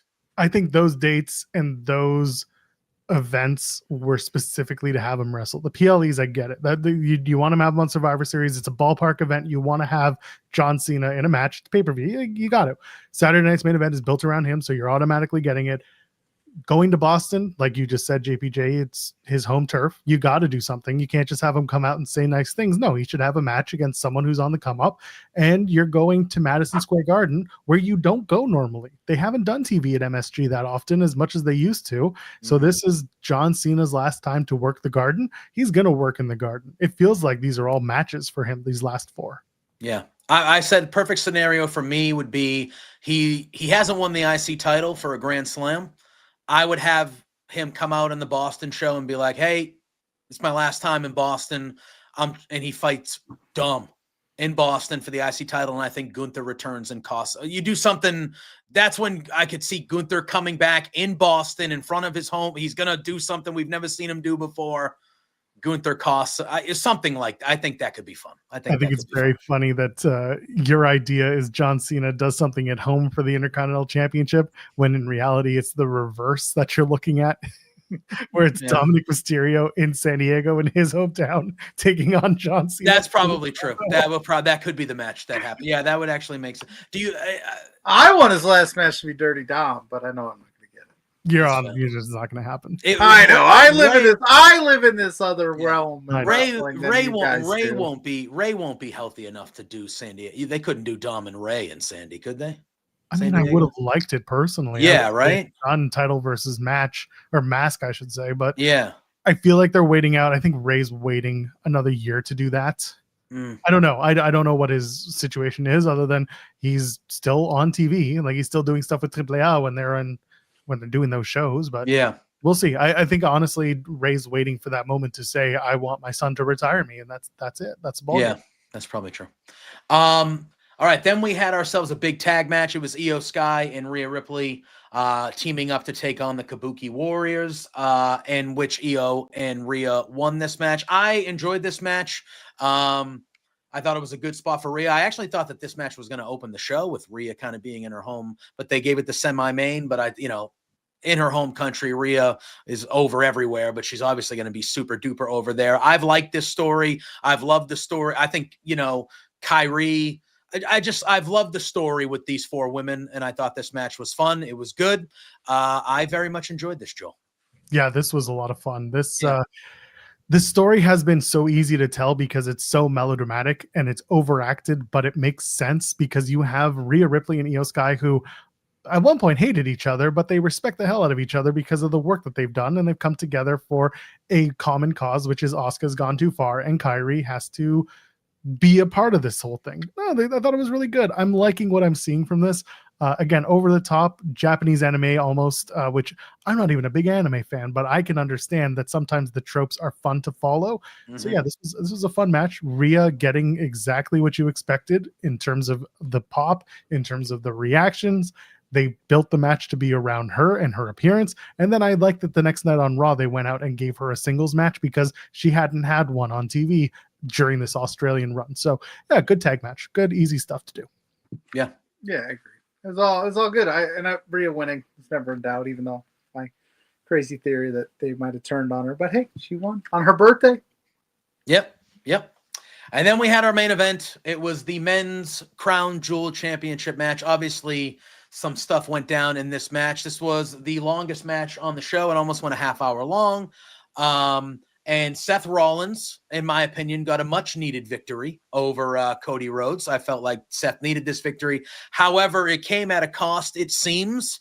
I thought the match was fine, but clearly During this match, Seth did a coast to coast. It looked like a flying headbutt was what he was trying to do. And he landed awkwardly on his left shoulder. He was keeping that arm sure to his side throughout most of the match. You still had a relatively solid match after that, but you could tell that it was definitely bothering him. And, so obviously there's that match, but I feel like it just kind of leads into the end of Monday Night Raw, which they had the triple threat to determine the number one contender for Seth's title. CM Punk defeated LA Knight and Jey Uso, so we know that's happening on the Saturday night's main event on November 1st. But Seth comes out, the Goon, the Braun Brawns come out, they all beat up everybody, they take out Punk, and Seth is celebrating, and out of nowhere, Braun Breaker spears Seth Rollins. Paul Heyman is shocked. He goes to Bronson Reed. He says, you got a choice, man. You're with me or you're not. And then Bronson tsunami Seth, and then Heyman lifts up the arm, So clearly, I think that was the end game of this, no matter what, but it's clearly been rushed forward because Seth is probably going to be out for a long time because I feels like he severely messed up his shoulder there in that match. We'll obviously talk about the match at Crown Jewel because I did think that Seth needed to win that, and I thought it was the right thing, but it just sucks that plans are clearly going to be changing here with the injury to Seth. Yeah, it was something that was expected to happen next year, this turn. Excuse me. But obviously circumstances dictate that this injury will change plans. What's frustrating to me is they could have had Seth not do that stupid spot. Yeah. I don't know who told him, yeah, sure, go for it. I don't know what he was expecting to do. I don't know what his coast to coast was supposed to establish, but he did it, and you know what? It's come and gone, and I'm sure Seth has beat himself up enough over it, because if you're a guy in a top spot in any company and you go down with injury, you feel bad about it. If you're in any spot, if you're down and out, you're going to beat yourself up. So I'm not going to beat up Seth over that. He was trying to make a moment, and unfortunately the moment did not work for him. The match was good. It made perfect sense for Seth to win. When I saw him week after week brandishing that watch, I'm like, that's going to be the finish. Mm-hmm. That stupid watch is going to be the finish. And sure enough, it was. He came out wearing the watch, kissed it, put it down. I was like, the watch is going to be in the finish. And it was. Yeah. So from a storytelling standpoint, I think they did a really good job of heating up a feud that has been on and off since Cody came back to WWE. I think Seth needed the win. Like you said, he just... whatever was going to come after this, we'll never know. Yeah. But what they did on Monday on Raw was shocking, to say the least. We were on air just starting our show for the last half hour, and I opened up the show saying, welcome to In the Weeds. CM Punk's about to win the number one contendership for the WWE World Heavyweight Championship. Main event just started now, and we were watching it, and like, okay, CM Punk won. Saturday night's main event, November 1st. See you there. And then all of a sudden, as we're talking, because they started doing this as the vision sign. Yes. And we were talking about on the show, like, that's Vulcan. That's a Star Trek thing. Someone's going to come after them legally for this. And then all of a sudden, I did the "We Come in Peace," and then Braun Breaker right in that moment spears Seth Rollins out of his boots. What a moment! Yeah, it was great. A very shocking one, and it was good. I'm glad they did it. I'm glad that they got a start on it. But I'm hopeful that they play it out right and not forcing themselves to play it out quickly at the hands of an injury. Yeah, because at least at a positive, like at least Braun and Bronson have been positioned enough where like they're main event players now, where they could probably do some stuff on their own. And with the tutelage of Paul Heyman there, I think it'll work out. But like you said, hopefully they slow play whatever they decide to do and not just make a quick rash decision on it. Yeah, 100%. And, now obviously there's some unanswered questions because Seth still is the champion, technically, and CM Punk is the number one contender, and they're supposed to be, so obviously Seth is not going to be able to defend that title. So does it just go vacant? How do they kind of figure out what the next step is? But I guess we'll find out. But I have faith that they'll do this well. Like Pluggo just said, I feel like they have positioned Braun and Bronson very well, where, you have something freak like this happen. And I I think we can kind of get some good stuff out of it, even obviously in a rush state and things like that. So, all right, then, the last thing to discuss for the evening is this Saturday night, St. Louis, Missouri, AEW WrestleDream. Home and Nelly, baby. You know it. Should be a good one. Looks like a strong card. Right now we have 12 matches total, 8 on the main card. So many. It's a lot. 8 on the main card and 4 pre-show matches. The pre-show matches we have FTR against Jet Speed, which should be a good time. We have Eddie Kingston and Hook against TBA at this moment. I don't know if any of you want some, come get some. That's all they said. On who it could. I don't know. We have Harley Cameron and Willow Nightingale going against the Divine Vanity, which is Megan Bain and Penelope Ford. And then we have an 8-man tag, which is Roderick Strong and the Conglomeration, which was Orange Cassidy, Kyle O'Reilly, and Ishii against the Death Riders, all the Death Riders besides John Moxley. They're doing the TNT tailgate pre-show again, this format that they've been doing. I thought the first one was fun. I think this one will be good. It's cramming the 4 matches into the hour as best you can. Feels like FTR and Jet Speed could have maybe made the main card, but I think not when there's 4 this will be fun. Matches. Yeah, I know this will be fun. But I really wanted to dive into the main card, and start talking about the stuff that we have here. So we'll start it off with the singles match. We have Jamie Hayter and Tekla. Obviously, we're building to the first ever women's blood and guts match, which is happening in November, which should be a lot of fun. These two were part of the 4-way in the last pay-per-view for the women's championship. They've had a nice little feud here. I think this match is going to be really, really good. I think these two women are going to beat the crap out of each other.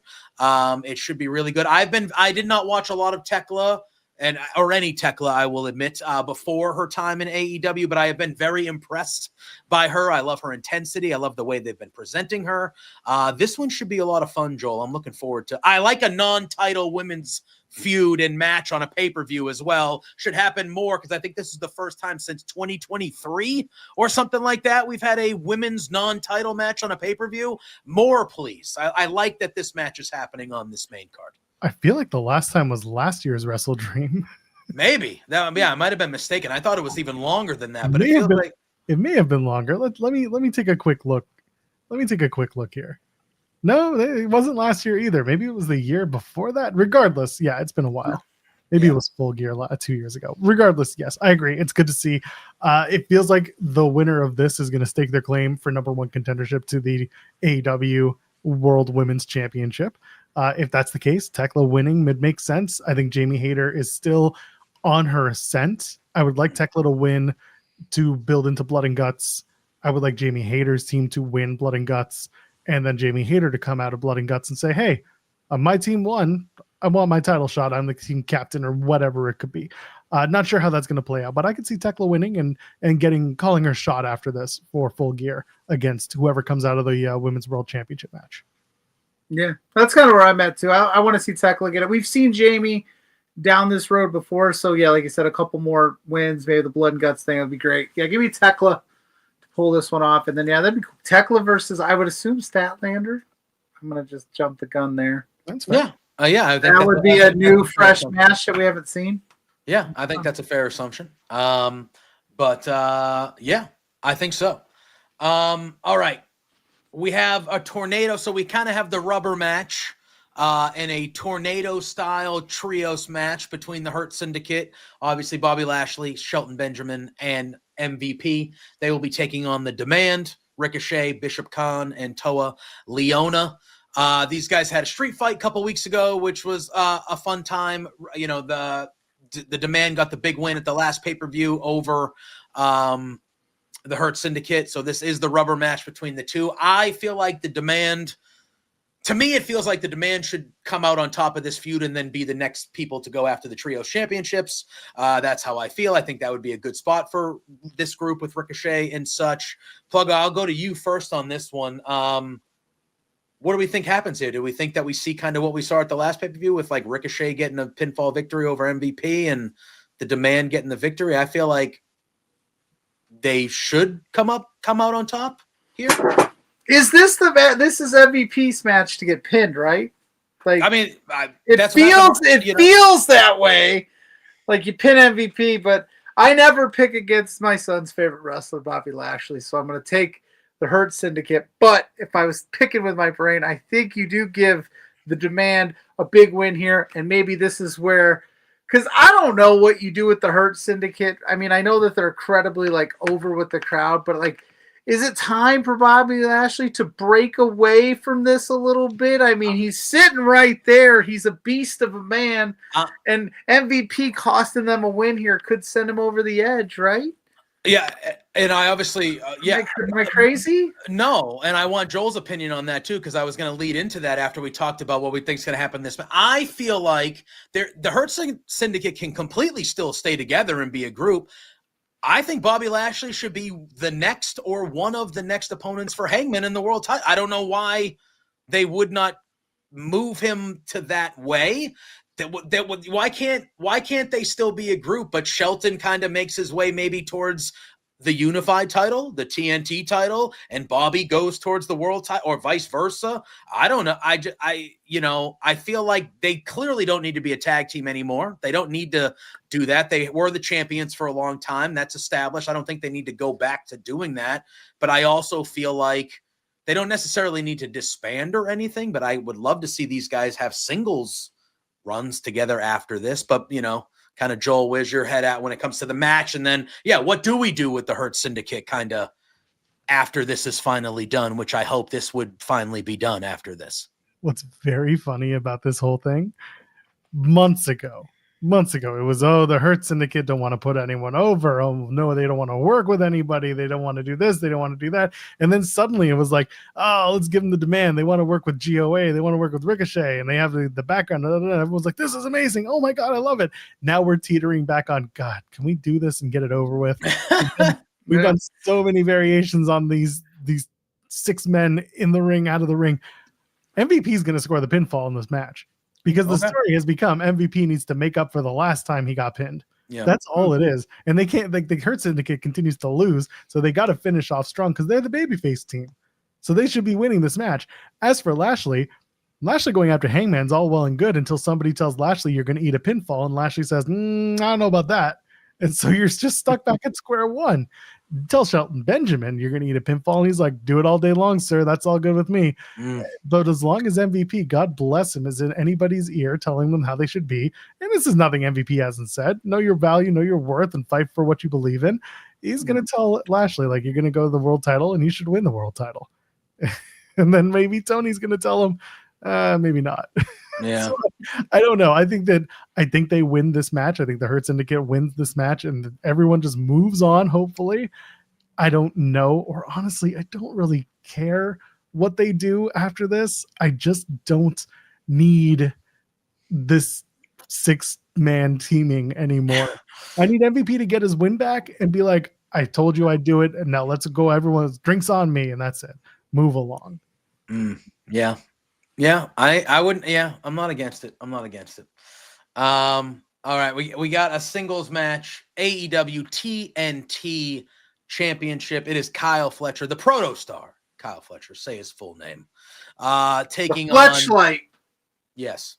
Well, those are his fans, aren't they? Aren't those his fans? Yeah. Anyway, taking on Mark Briscoe. I would love to see a Mark Briscoe victory here. Mark Briscoe's come close, but hasn't won a singles title yet in AEW. Kyle Fletcher, it is very clear that he is the future of the company. He is a main event star currently and in future. But I think he'll hang on to the TNT title longer. I feel like he will. But I would love to see Mark Briscoe win. But I'm leaning Fletcher here, Joel. I don't know if you feel the same. I'm leaning Fletcher, but I also see a world where Mark Briscoe picks up that first singles title. He's been wanting the TNT title. Kyle Fletcher's done a good job of making the TNT title matter a little bit more, but it's still not a mid-card title. It's still the undercard title, which is fine. You can move Fletcher up, but what do you move him to? He's not going to go after the unified title yet. Mark Briscoe can at least win the title and then go after all the other members of the Don Callis family, and there's a story there. or MJF comes back. But I'm not of the belief that it's time yet. So I think Kyle Fletcher is going to keep it. We got a little bit more time. Some titles have to move other ways, in my opinion, before they start moving Kyle Fletcher up the card further, because he showed everyone it all out. He is more than capable, more than ready. He will be that guy. But right now, we're not doing it yet, but we're moving him that way. Yeah, and if he dropped the belt to Mark Briscoe, there's 19 other members of the Don Callis family that he could go through. So there's that. But yeah, it's Fletcher, man. I think Fletcher's going to get that big win over Mark Briscoe. Until Mark Briscoe does it, it's one of those, he's always in that spot. He's always in these matches, and then he just doesn't quite do it. I don't know if WrestleDream is the spot where they want to go, this is where we're going to give it to Mark Briscoe. Yeah. So I'm going to take Fletcher. Yeah. Yeah. They got to do it at some point, though. They keep giving this man all these title shots. Briscoe has to pull through at some point.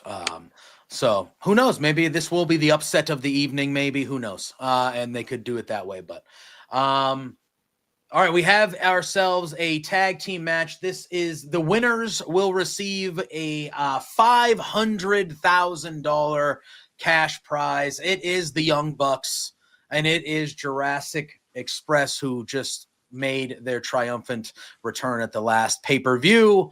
The Bucks won some money in a tag team match not too long ago. I think Jurassic Express, obviously, with their big return here, I think this is them all day. I don't see them losing this tag team match at all. And I think you kind of can go back to the Bucks playing these, kind of broke down, poor bum-ass Bucks type storyline, and you could go real deep with it, losing this match if you really wanted to. I think the Bucks they've been good for a long time, but I've really enjoyed this iteration of the Bucks. I think they've been really feeling it and doing some real good stuff as expected, Joel. But I got the Jurassic Express pulling this one out and going home with a whole boatload of cash. You ever watched a dinosaur eat money? No, I think are we gonna on Saturday, you think? He doesn't know how to spend it, so he's just going to eat it. It's true. Jungle Jack's just going to be like, oh, I'm going to buy so many shivs and knives and things. Darby Allin's in the background just being like, yeah, I'm going to see those shivs and knives too. Yeah. I could see the Young Bucks cheating to win. I could. Their story of up and down with money is fun, and I can see them just continuing this. There's a bigger story here with Jack Perry and how honest he is reforming Jurassic Express. He has no other friends. No. He brought a dinosaur back to life to put him back on his side. Yeah. So at one point, it's like, does the dinosaur figure out that he's being used? We haven't gotten to that chapter yet. But it's like Jack Perry's still kind of a piece of garbage. He's still not any better. He's just dude wearing a satchel now. He has a beard and a satchel with a knife in it. He hasn't used the knife yet, but he should. I could see the Bucks cheating to win and Jack Perry getting annoyed at that and maybe taking it out on Luchasaurus. So I didn't know Jack Perry was such a scientist that could bring dinosaurs back to life to begin with. Well, I knew he could forge and make belts out of liquid metals and stuff. I get that, but I didn't realize he had the technology to pull that off. What you don't realize is that actually the belt that he made, that TNT title that he made, the metal was actually adamantium. So what he did was he created Lucha Wolverine. You just haven't seen it yet. Yeah, it's coming though. It's coming. And then of course, Perry on Wednesday is like, you guys never called or texted me. That's why I went to a friend that I had to bring back to life. Yeah, I'm not sure if Jack Perry's being completely upfront and honest here either with it. It felt a little like we were really. There were really something going with the scapegoat character, and there was really a lot there. And then all of a sudden, he's like, "I'm Jungle Jack again."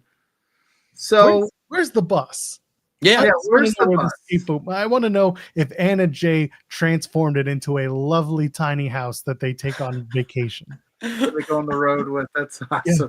It's got bunk beds. It's got a little gaming station. It's when you go outside, you open the door and it's like a forging station for metalworking.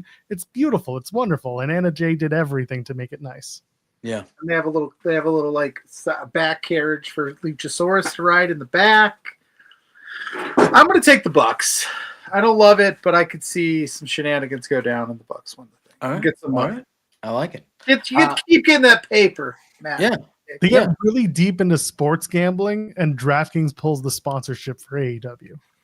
That would be hilarious, actually, if they did that. That would be hilarious. Oh my god, that'd be fun. They have to do the Bruno Mars thing where they now just have to do a Vegas residency to pay back their gambling debt. Yeah. AEW live in Vegas 72 nights in a row. We're live at Reseda.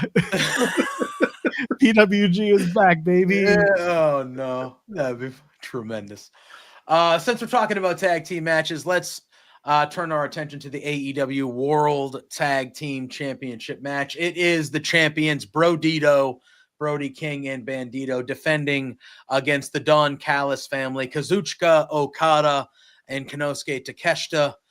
The new IWGP Heavyweight Champion, Konosuke Takeshita. Great match that he had with Zack Sabre Jr. So, you know, obviously this one feels like it's just Okada walking out on Takeshita, or they just, you know, miscommunication that leads to physicality, some sort of, you know, obviously they're not getting along. We saw last night they were celebrating Don's birthday on Dynamite, and Takeshita was there via satellite, and he was saying nice things, and Okada turns the TV off. I pushed the wrong button. He turned the TV off. So obviously, wrong button. Yeah, exactly. So obviously this is just telegraphed for that type of deal here. Brodito's not going to lose these tag titles. This is building. I thought we might have even saw it on this show, the Okada versus Takeshita match for the unified title, but that is clearly where we're going. One would think for Full Gear maybe, or, you know, something like that. But yeah, this is Brodito winning due to some sort of shenanigans, communication, It's or far whatever. more interesting Right, if Okada and Takeshita win. It is, but Okada's Far more intriguing if they somehow win this thing. Okay. So counterpoint. Looks like Joel might agree. Counterpoint to all of this. You're gonna pin the new IWGP World Heavyweight Champion. You're gonna pin Kazuchika Okada, who very rarely eats any pins in AEW. That's true, I guess. Yeah, that's true. Feels very sus to do that. Yeah, and yes, one guy can walk out on the other, and you can try to tell the story. But honestly, if Bandito is hurt, you could take the titles off of them, maybe give them a month off, go back to Full Gear, and maybe the split happens there. And that's what causes the catalyst for a match that SP3 over on In the Weeds hates that I keep bringing up, but have been for a long time. The IWGP Heavyweight Championship match in the Tokyo Dome at Wrestle Kingdom between Kazuchika Okada and the returning Konosuke Takeshita as champion. The homeboy done good versus the new champion, the new blood. And SP3 hates this because he's a New Japan guy. And all the way, I told him that we got into a huge spat on the show, to which Jeremy Lambert thought it was a shoot. He thought this is real, that we had real legitimate heat. And I was like, that's wrestling. Yeah. I'm telling him that this is the match, and he refuses to believe me. And as we get closer to the event, he's starting to see it. And I'm like, yeah, because I know these things. Yeah. So I could see them winning the tag titles, but I can see Brodito capturing them right back once Bandito has some time to heal up, because he messed up his shoulder and he said he wanted to keep going, which is great, you know, and clearly he can still do it. But I could see a world where Takeshita and Okada win, and this is the first time that they're doing anything major together. Why would you blow that up immediately? You got a C2 to get through. You've got a Wrestle Kingdom match potentially to do. You got enough story and leeway that you can have them win the tag titles now, and Brodito will be fine. Pluggo, you think you agree? You think that's what's happening? Yeah. All right.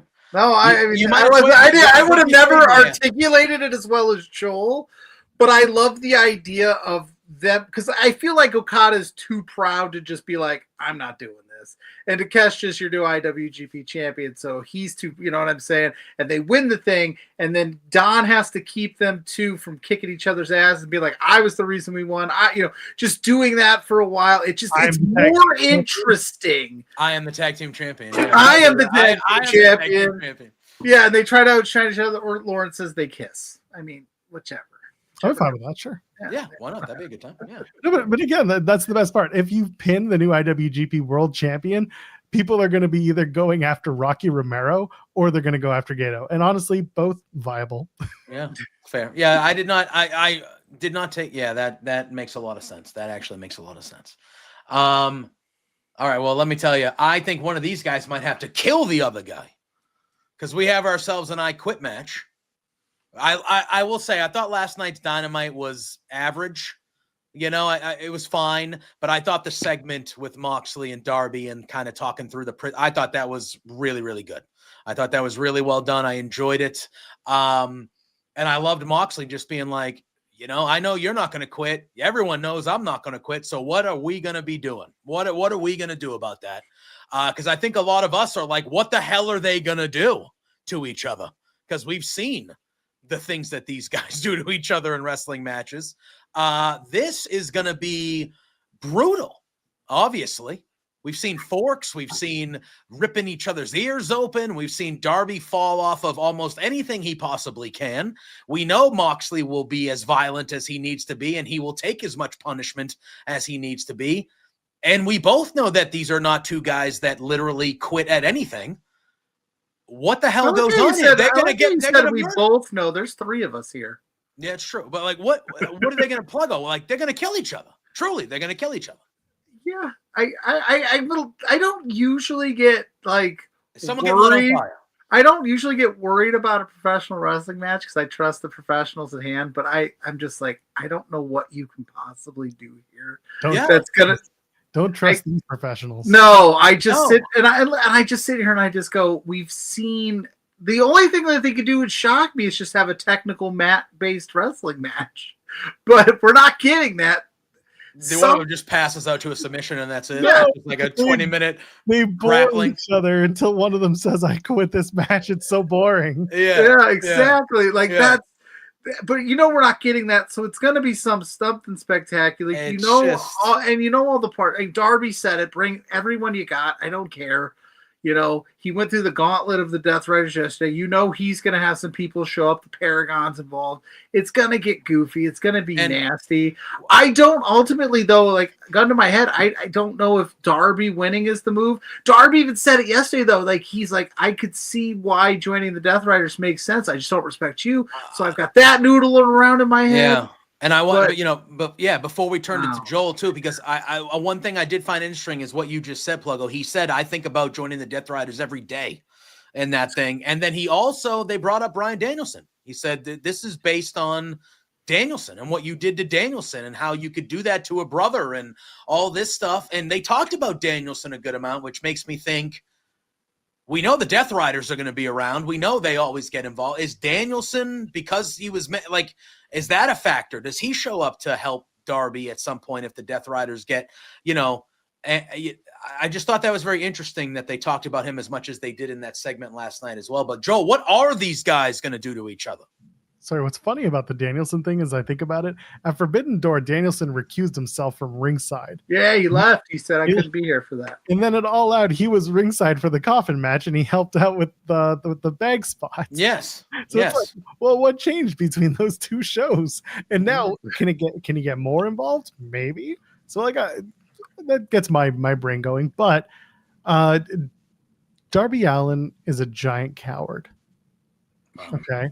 He's a giant coward. He's lighting him on fire, isn't he? On Saturday? He only lit Mox on fire because he had him in a captive space that one time. Yeah.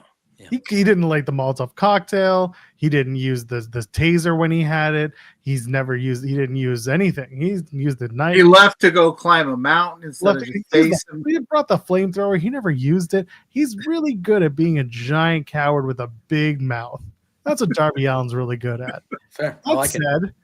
I said this on In the Weeds, and I really do think this could be the finish, and people hated me for it.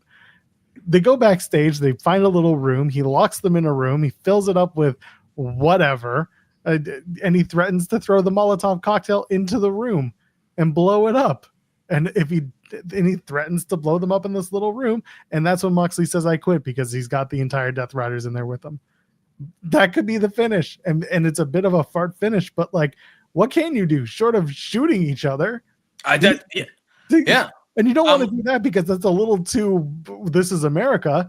Instead, you want to do something maybe a little less like this, but you've gone too far. At this point, you've gone too far. So how much further can you get without physically maiming? Anything short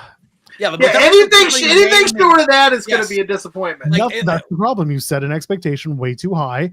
And as a result, people who are expecting an incredibly brutal finish may not get it. And that's why I'm telling everyone, set your expectations low. That way you might be pleasantly surprised if they do exceed expectations. But on top of that, you won't be let down if the finish is just like they bored each other into saying I quit. Yeah. I do feel like Darby should win this.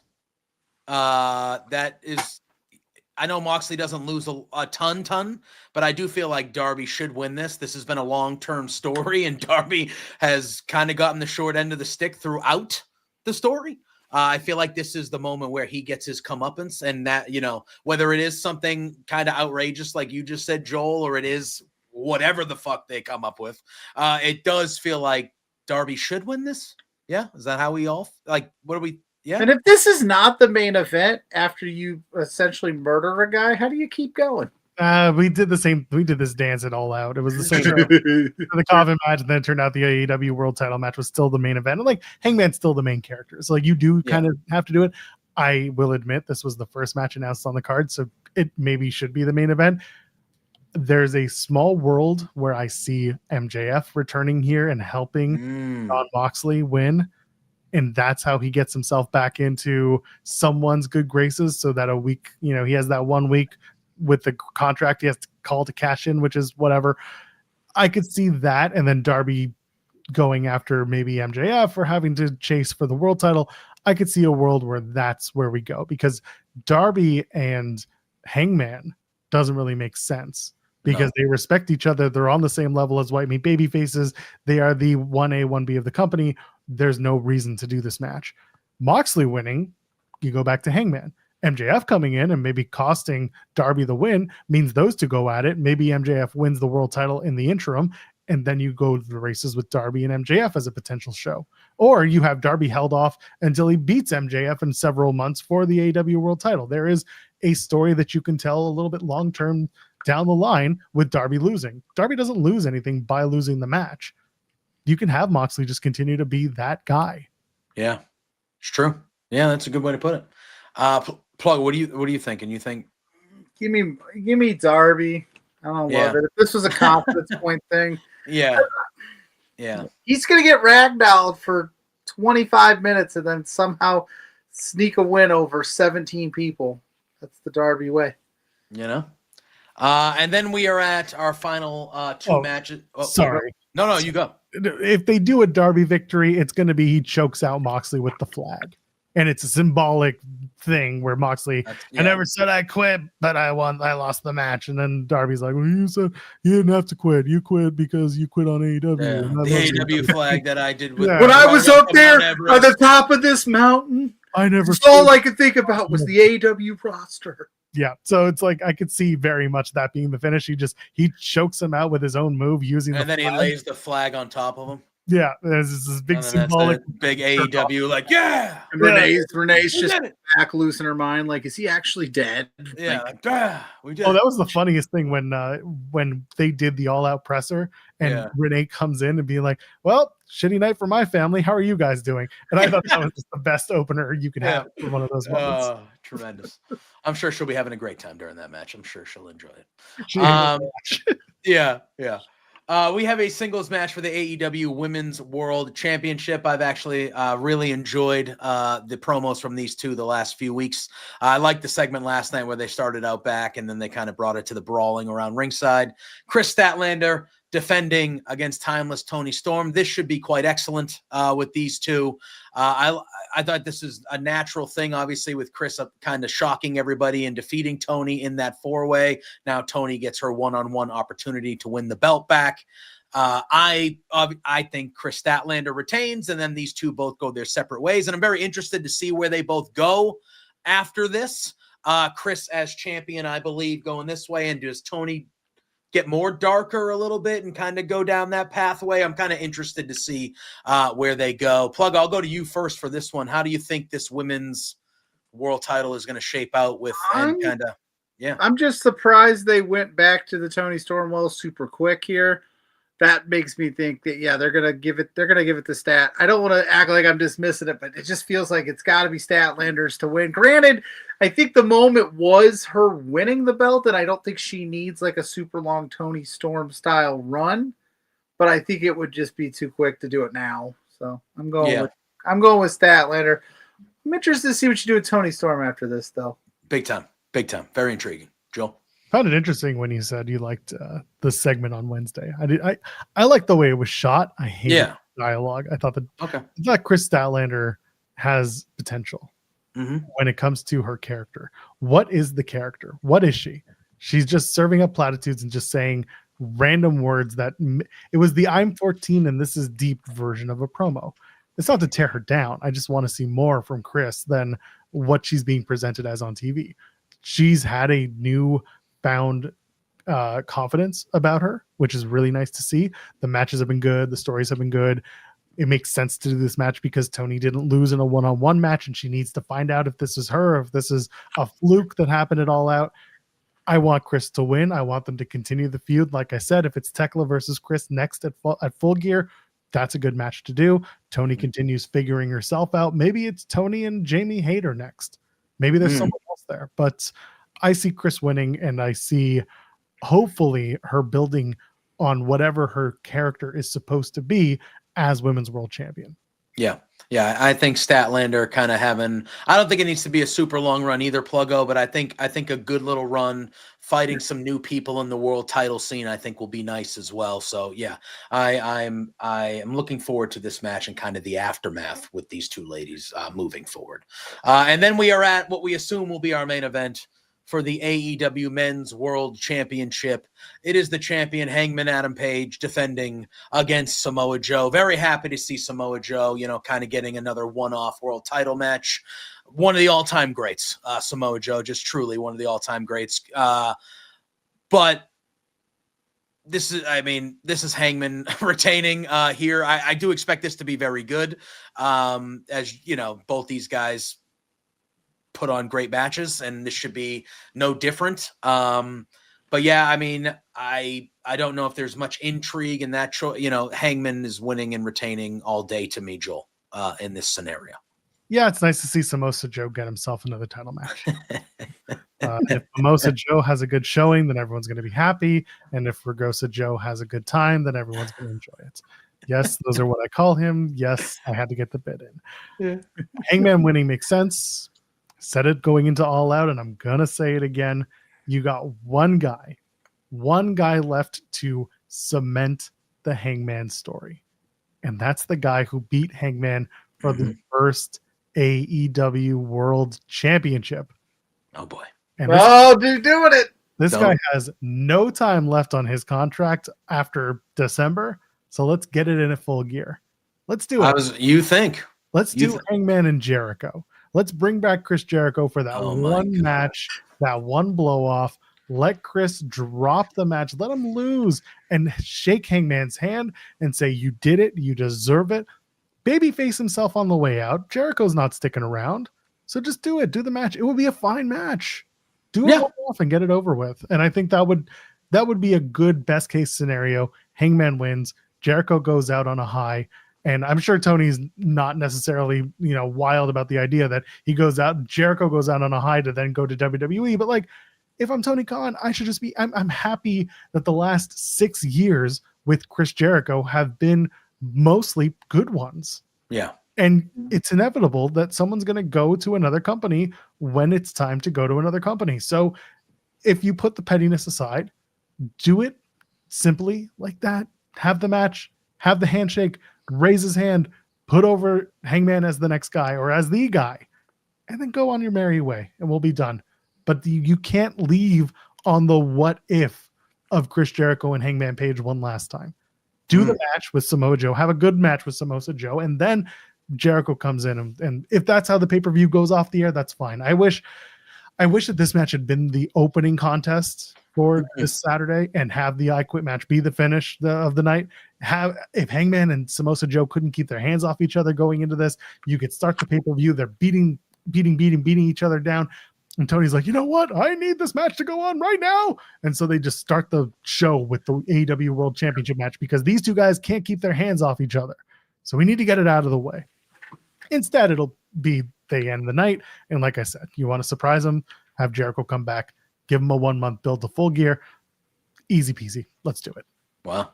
Yeah, because Yeah. Jericho. There's no AEW talent announced for his tour.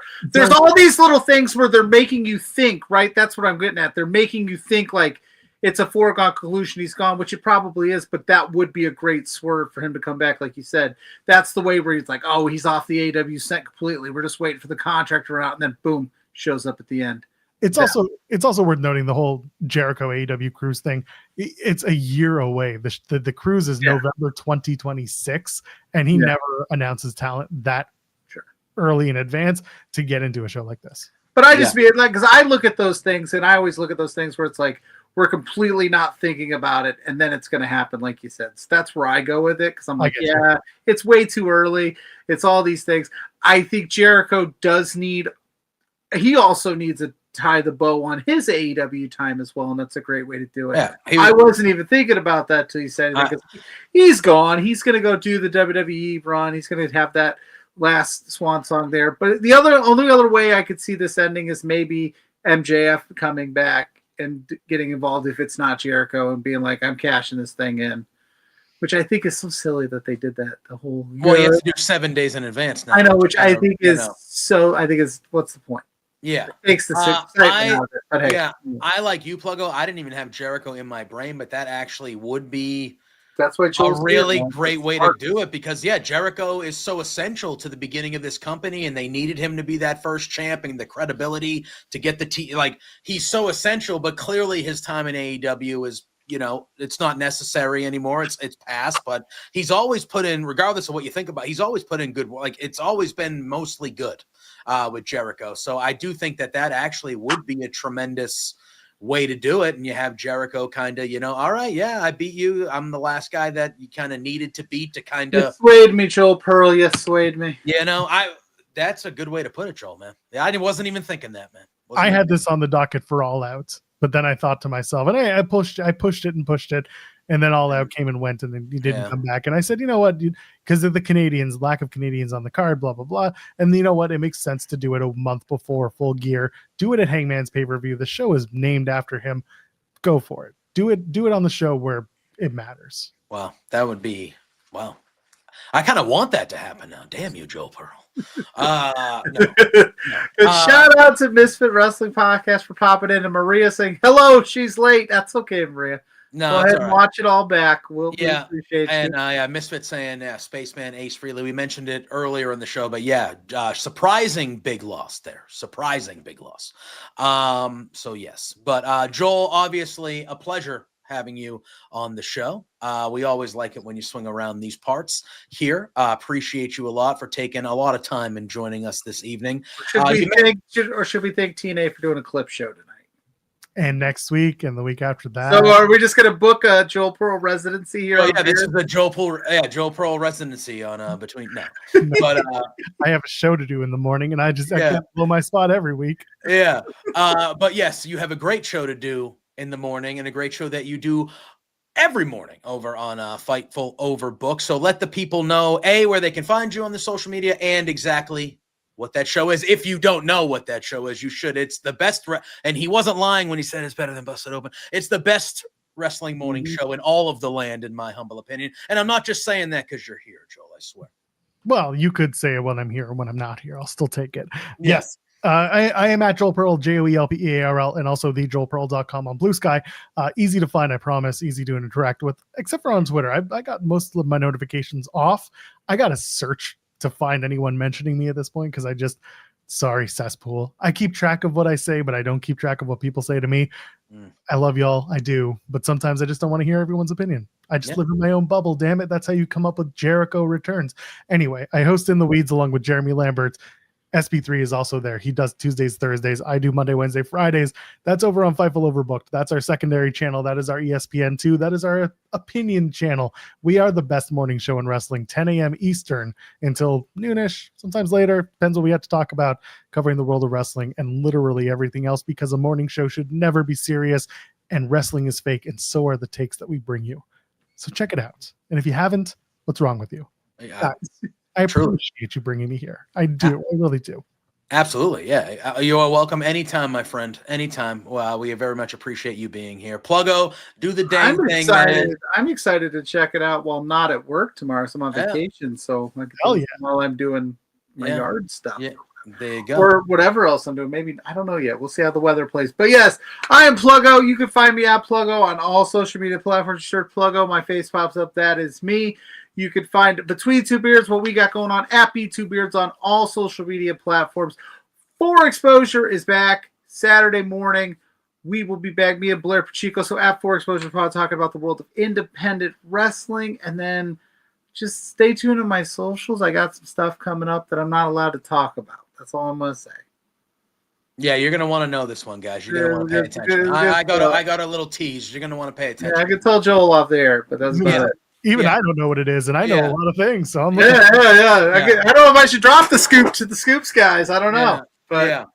But yes, no, you can follow me, JPJ Loves Gaming, like Pluggo said, every Thursday night, 8 p.m. Eastern, right here on this very channel, the flagship show here at Love Wrestling, Between Two Beards with him. And then you can catch me on bodyslam.net every Wednesday night after AEW Dynamite, doing Dynamite Up with my pal Jose on the air. But just follow the socials. You can kind of see everything that I'm up to as well. Once again, thank you to everyone in the chat tonight. You guys were great. Appreciate you all tuning in and watching the show. Joel, thank you again for joining us. We appreciate you greatly, and hopefully we can do this again real soon. Until next week, everybody, have a great weekend. Enjoy WrestleDream. Enjoy all the other shenanigans you're getting up to, and say hi to Sue. We'll see you Sue, and soon. follow the Hive. Yes, follow the Hive Media Hive. as well. All right, Obviously, me and Pluggo both do stuff over on the Hive. Our pal Josh Robinson, who is a swell individual as well. We love Josh. But hi, Sue. Yeah, say hi to Sue. We'll see you next week. Peace out, guys. Hi, Sue. Hey there, Plugo and JPJ.